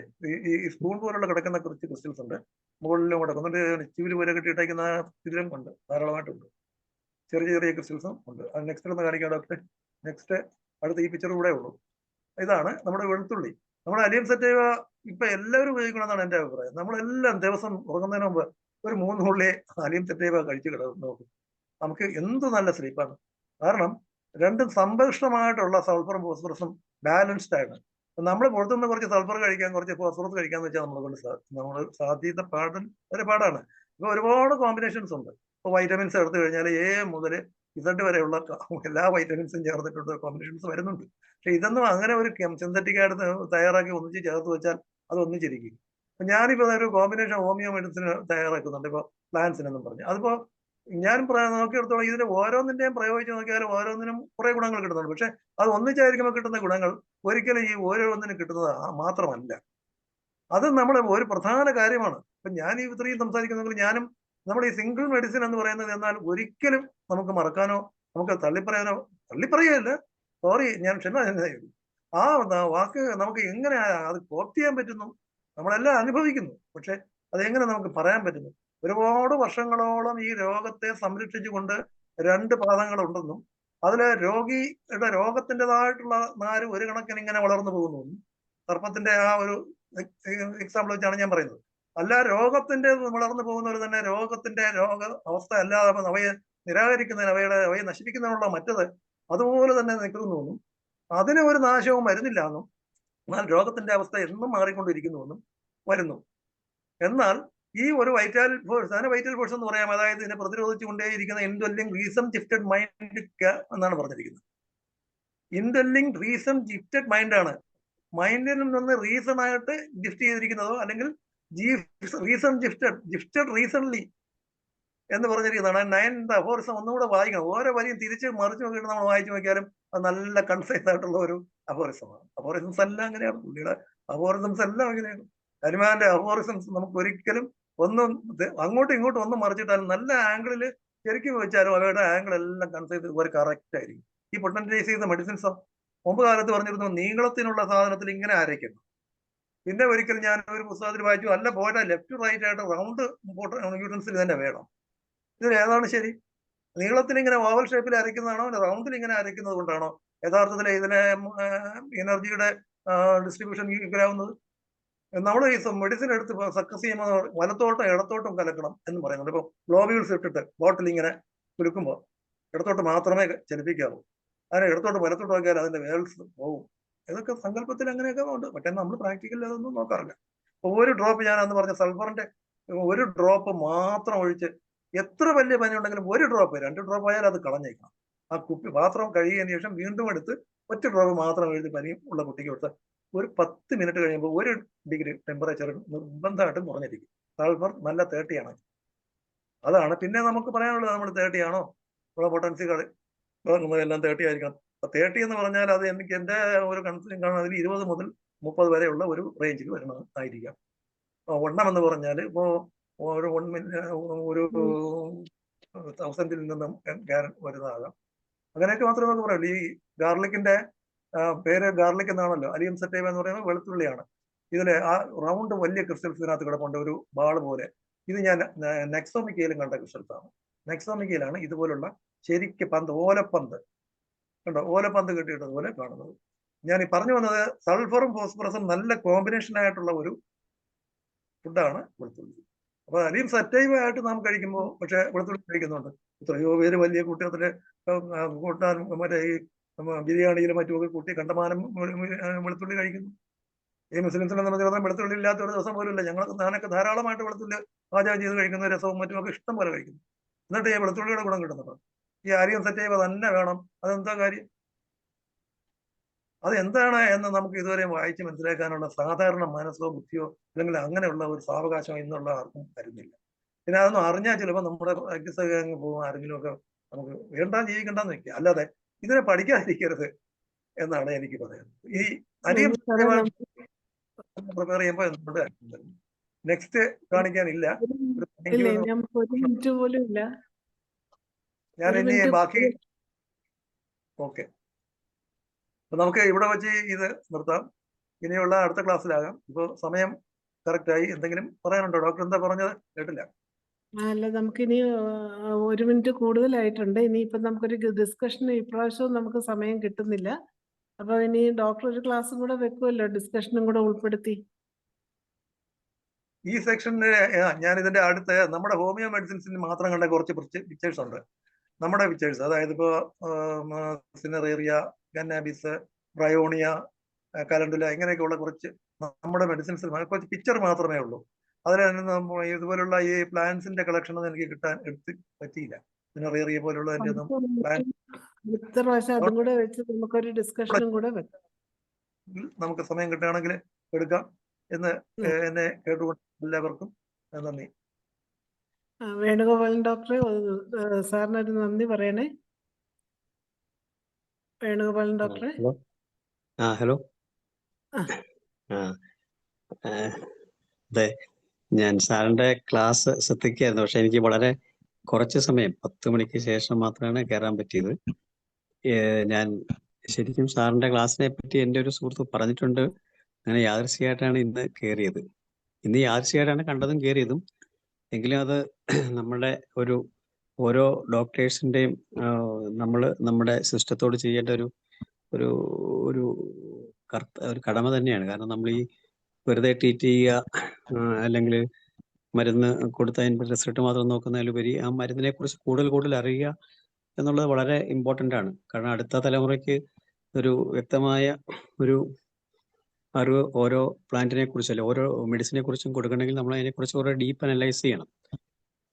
ഇപ്പൊ നമ്മൾ പ്ലാന്റിനകത്തുള്ള ക്രിസ്റ്റൽസിനെ കുറിച്ചാണ് സാർ എപ്പോഴും ചർച്ച ചെയ്യുന്നത് എന്ന് എനിക്ക് മനസ്സിലായി. അപ്പൊ സാർ ഈ ക്രിസ്റ്റൽസിനെ സാധാരണ ഇപ്പൊ നമ്മൾ പഠിക്കുമ്പം, അല്ലെങ്കിൽ നമ്മുടെ ഒരു BHMS സിലബസിലൊന്നും അധികം അങ്ങോട്ട് പോകുന്നില്ല. വെറുതെ ആ പ്ലാന്റിന്റെ ഫൈറ്റോകെമിക്കൽസ് എന്ന് പറഞ്ഞിട്ട് പറയുന്ന കൂട്ടത്തിൽ ഇങ്ങനെ പോകുന്നു. അതിന്റെ ടൈപ്സ് ഓഫ് ക്രിസ്റ്റൽസ് ഏതൊക്കെയാണെന്ന് വളരെ ഒരു ബ്രീഫായിട്ട് പറയുകയാണ് ചെയ്യുന്നത്. അത് അതിനപ്പുറത്തേക്ക് ഈ ക്രിസ്റ്റൽസിനെ കുറിച്ചോ, അല്ലെങ്കിൽ അതിനകത്ത് നമുക്കറിയാം ആൽക്കലോയിഡ് ക്രിസ്റ്റൽസ് ഉണ്ട്, പിന്നെ കാൽഷ്യം ഓക്സൈഡ് ക്രിസ്റ്റൽസ് ഉണ്ട്, സിലിക്ക ക്രിസ്റ്റൽസ് ഉണ്ട്. ഇങ്ങനെ അതിന്റെ ഐഡന്റിഫിക്കേഷൻ, അതിന്റെ ഫൈറ്റോകെമിക്കൽ അനാലിസിസ്, അങ്ങനെ ക്വാളിറ്റി കൺട്രോൾ, ഇതൊക്കെയാണ് ചെറുതായിട്ടെങ്കിലും നമുക്ക് അതിനെക്കുറിച്ച് വളരെ ഒരു ഇൻട്രൊഡക്ഷൻ മാത്രമേ ഈ സിലബസിലൊക്കെ ഉള്ളൂ.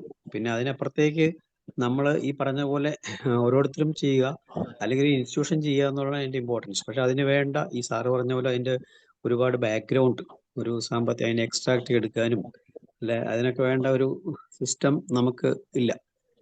അപ്പൊ അതൊക്കെ ഒരു ബേസിക് ആയിട്ട് വേണ്ട ഒരു ഇൻസ്റ്റിറ്റ്യൂഷനും തന്നെ ഇല്ലെന്ന് പറയാം. അപ്പൊ അത് അങ്ങനെ ഉണ്ടെങ്കിൽ ഈ സിസ്റ്റത്തിന് കൂടുതൽ പുരോഗതി ഉണ്ടാവുള്ളൂ. വെറുതെ നമ്മൾ ചികിത്സിച്ചു പോവുക, മരുന്ന് കൊടുക്കുക, ചികിത്സിച്ചു പോവുക എന്നുള്ളത് മാത്രമാണ് ചെയ്യുന്നത്. അപ്പൊ അതിനെക്കുറിച്ച് കുറച്ച് വളരെ വ്യക്തമായിട്ട് അറിയണമെങ്കിൽ നമ്മൾ ഇങ്ങനത്തെ സിലബസിൽ ഇങ്ങനെ, അതായത് ബേസിക് ഒരു ഫാർമസിയൊക്കെ പഠിപ്പിക്കുമ്പോൾ വളരെ ബേസിക് ആയിട്ടുള്ള കാര്യങ്ങൾ മാത്രമേ കുട്ടികൾ പഠിക്കുന്നുള്ളൂ. അതിനപ്പുറത്തേക്ക് PG ഒക്കെ വന്നിട്ടുണ്ട്. എങ്കിൽ തന്നെയും ഓരോ ഇൻസ്റ്റിറ്റ്യൂഷനും ചെയ്യുന്നത് എത്രമാത്രം അതിന് വേണ്ടിയിട്ട് അതിന് വേണ്ടിയിട്ട് വർക്ക് ചെയ്യുന്നു എന്നുള്ളത് നമുക്കൊരിക്കലും അത്ര ഒരു പ്രോഗ്രസീവ് ആണെന്ന് ഒരിക്കലും തോന്നിയിട്ടില്ല. അതുകൊണ്ട് ഇത്തരം ക്ലാസ്സുകൾ വരുമ്പോഴത്തേക്കും ഇത് പ്രത്യേകിച്ച് ഇത് സാർ എടുക്കേണ്ടത് കോളേജ് അല്ലെങ്കിൽ PG അങ്ങനെയുള്ള ഫാക്കൽറ്റി കുട്ടികളും അവർക്കൊക്കെ ഉൾപ്പെട്ട ഒരു വേദിയിലാണ് കുറച്ചുകൂടെ ഈ ക്ലാസ് എടുക്കേണ്ടത് എന്നെനിക്ക് തോന്നി. എന്തായാലും സാറിന്റെ ഈ ശ്രമത്തെ വളരെ അഭിനന്ദനീയം തന്നെ. അതുകൊണ്ട് തീർച്ചയായിട്ടും ഇനിയും സാറ് ഇത്തരം വേദികൾ, എനിക്ക് തോന്നുന്നു സാറ് കോളേജ് അധ്യാപകനായിരുന്നു, മെഡിക്കൽ ഓഫീസറായിരുന്നു. ഞാൻ ആദ്യമായിട്ടായതുകൊണ്ട് എനിക്കും അത്ര ഐഡിയ ഇല്ല. അതുകൊണ്ട് എന്തായാലും ഇത് ഒരു വളരെ ഒരു നമ്മളുടെ ഈ ഹോമിയോപ്പതിക് മെഡിക്കൽ ഫീൽഡില് ഇങ്ങനത്തെ ഒരു പഠനങ്ങൾ നടന്നെങ്കിൽ മാത്രമേ വീണ്ടും നമ്മൾക്ക് പല കാര്യങ്ങൾക്കും സൊല്യൂഷൻ കണ്ടെത്താൻ പറ്റുള്ളൂ. അല്ലാതെ അതിനെ വെറും ഒരു മെഡിക്കൽ ഒരു ട്രീറ്റ്മെന്റ് സിസ്റ്റമായിട്ട് മാത്രം കണ്ടാൽ പോരാ. ഇപ്പോൾ വരുന്ന ഒരുപാട് നമ്മൾ ഫേസ് ചെയ്യുന്ന പല പ്രശ്നങ്ങളും നമുക്ക് നമ്മുടെ അടുത്ത തലമുറയ്ക്ക് ഫേസ് ചെയ്യേണ്ടി വരുന്നുണ്ട്. അത് തീർച്ചയായിട്ടും ഇങ്ങനെയുള്ള പഠനങ്ങളിൽ കൂടി മാത്രമേ മുമ്പോട്ട് പോകാൻ പറ്റുന്നുള്ളൂ. അപ്പൊ ഇതിനുവേണ്ടി ശ്രമിക്കുന്ന സാറിന്റെ ഈ ശ്രമത്തെ ഞാൻ അഭിനന്ദിക്കുന്നു. അത് മറ്റുള്ളവർക്ക് ഷെയർ കൊടുക്കുന്ന രീതിയും വളരെ അഭിനന്ദനീയം തന്നെ. എന്തായാലും ഇനിയും കൂടുതൽ റിസർച്ചിന്റെ പലതരത്തിലേക്ക് സാറിന് പോകാൻ പറ്റുമെന്ന് എനിക്ക് തോന്നുന്നുണ്ട്. അതായത് IFPH ഇന്നത്തെ ക്ലാസ് അറ്റൻഡ് ചെയ്യാൻ പറ്റിയാലും ഈ ചർച്ചയിൽ അല്ല ഈ ഇതിൽ കുറച്ചൊക്കെ കേൾക്കാൻ പറ്റിയാലും എനിക്ക് സന്തോഷമുണ്ട്. എന്തായാലും അടുത്ത ക്ലാസ്സുകൾക്ക് സാറിന്റെ ഫർദർ ക്ലാസ്സുകൾ പ്രതീക്ഷിക്കുന്നു. ഈ IFPH-നും IFPH-ന് വേണ്ടിയും പേഴ്സണലായും ഞാൻ ഈ സാറിന് എൻ്റെ എല്ലാവിധ ആശംസകളും അറിയിക്കുന്നു. Thank you. നന്ദി വേണുഗോപാൽ ഡോക്ടറെ. എന്തായാലും തികച്ചും ഡോക്ടർ ഒരു ഫാർമസി അധ്യാപകനും കൂടി ആയതുകൊണ്ടാണ് ഇത്രയും വിശദമായി കാര്യങ്ങൾ മനസ്സിലാക്കാൻ സാധിച്ചത്. പ്രത്യേകം വേണുഗോപാൽ ഡോക്ടർക്ക് ഒരിക്കൽ കൂടി നന്ദി അറിയിക്കുകയാണ്. അതുപോലെ ഈ ആറാം ഭാഗമായിട്ടാണ് ഇപ്പോൾ ഡോക്ടർ ഈ ക്ലാസ് എടുത്തുകൊണ്ടിരിക്കുന്നത്. നമുക്ക് ഓരോ ദിവസവും വളരെ വളരെ ഇൻട്രസ്റ്റിംഗ് ആയിട്ടുള്ള ക്ലാസ്സാണ് ഡോക്ടറിൽ നിന്ന് കിട്ടിക്കൊണ്ടിരിക്കുന്നത്. ഇന്നും അത് തീർന്നില്ല എന്നുള്ളതാണ്. ഡോക്ടർ വളരെ ശ്രമിച്ചു. ആദ്യത്തേലും ഇച്ചിരി സ്പീഡിലൂടെ ഒക്കെ പോയി നോക്കിയെങ്കിലും ഇത് കംപ്ലീറ്റ് ചെയ്യാൻ ഒരു ഡിസ്കഷനിലേക്ക് പോകാൻ നമുക്ക് പറ്റിയിട്ടില്ല. അതിനുവേണ്ടി ഒരു ക്ലാസ് നമുക്ക് വെക്കണം. എന്തായാലും ഇങ്ങനെ 1764 സൂം വെബിനാർ വളരെ വിജയകരമായി ഇങ്ങനെ നമുക്ക് ക്ലാസ് തുടർച്ചയായി എടുക്കുന്ന മഷൂദ് ഡോക്ടർക്ക് ഒരിക്കൽ കൂടി നന്ദി അറിയിക്കുകയും എത്രയും വേണം ഡോക്ടറുടെ ബാക്കി ക്ലാസ് പ്രതീക്ഷിക്കുകയും ചെയ്യുകയാണ്. ഇന്നത്തെ ഈ സൂം വെബിനാറിൽ പങ്കെടുത്ത എല്ലാവർക്കും പ്രത്യേകം നന്ദി അറിയിക്കുന്നു. നമ്മുടെ 1764 സൂം വെബിനാർ ഇവിടെ അവസാനിക്കുകയാണ്. എല്ലാവർക്കും ശുഭരാത്രി.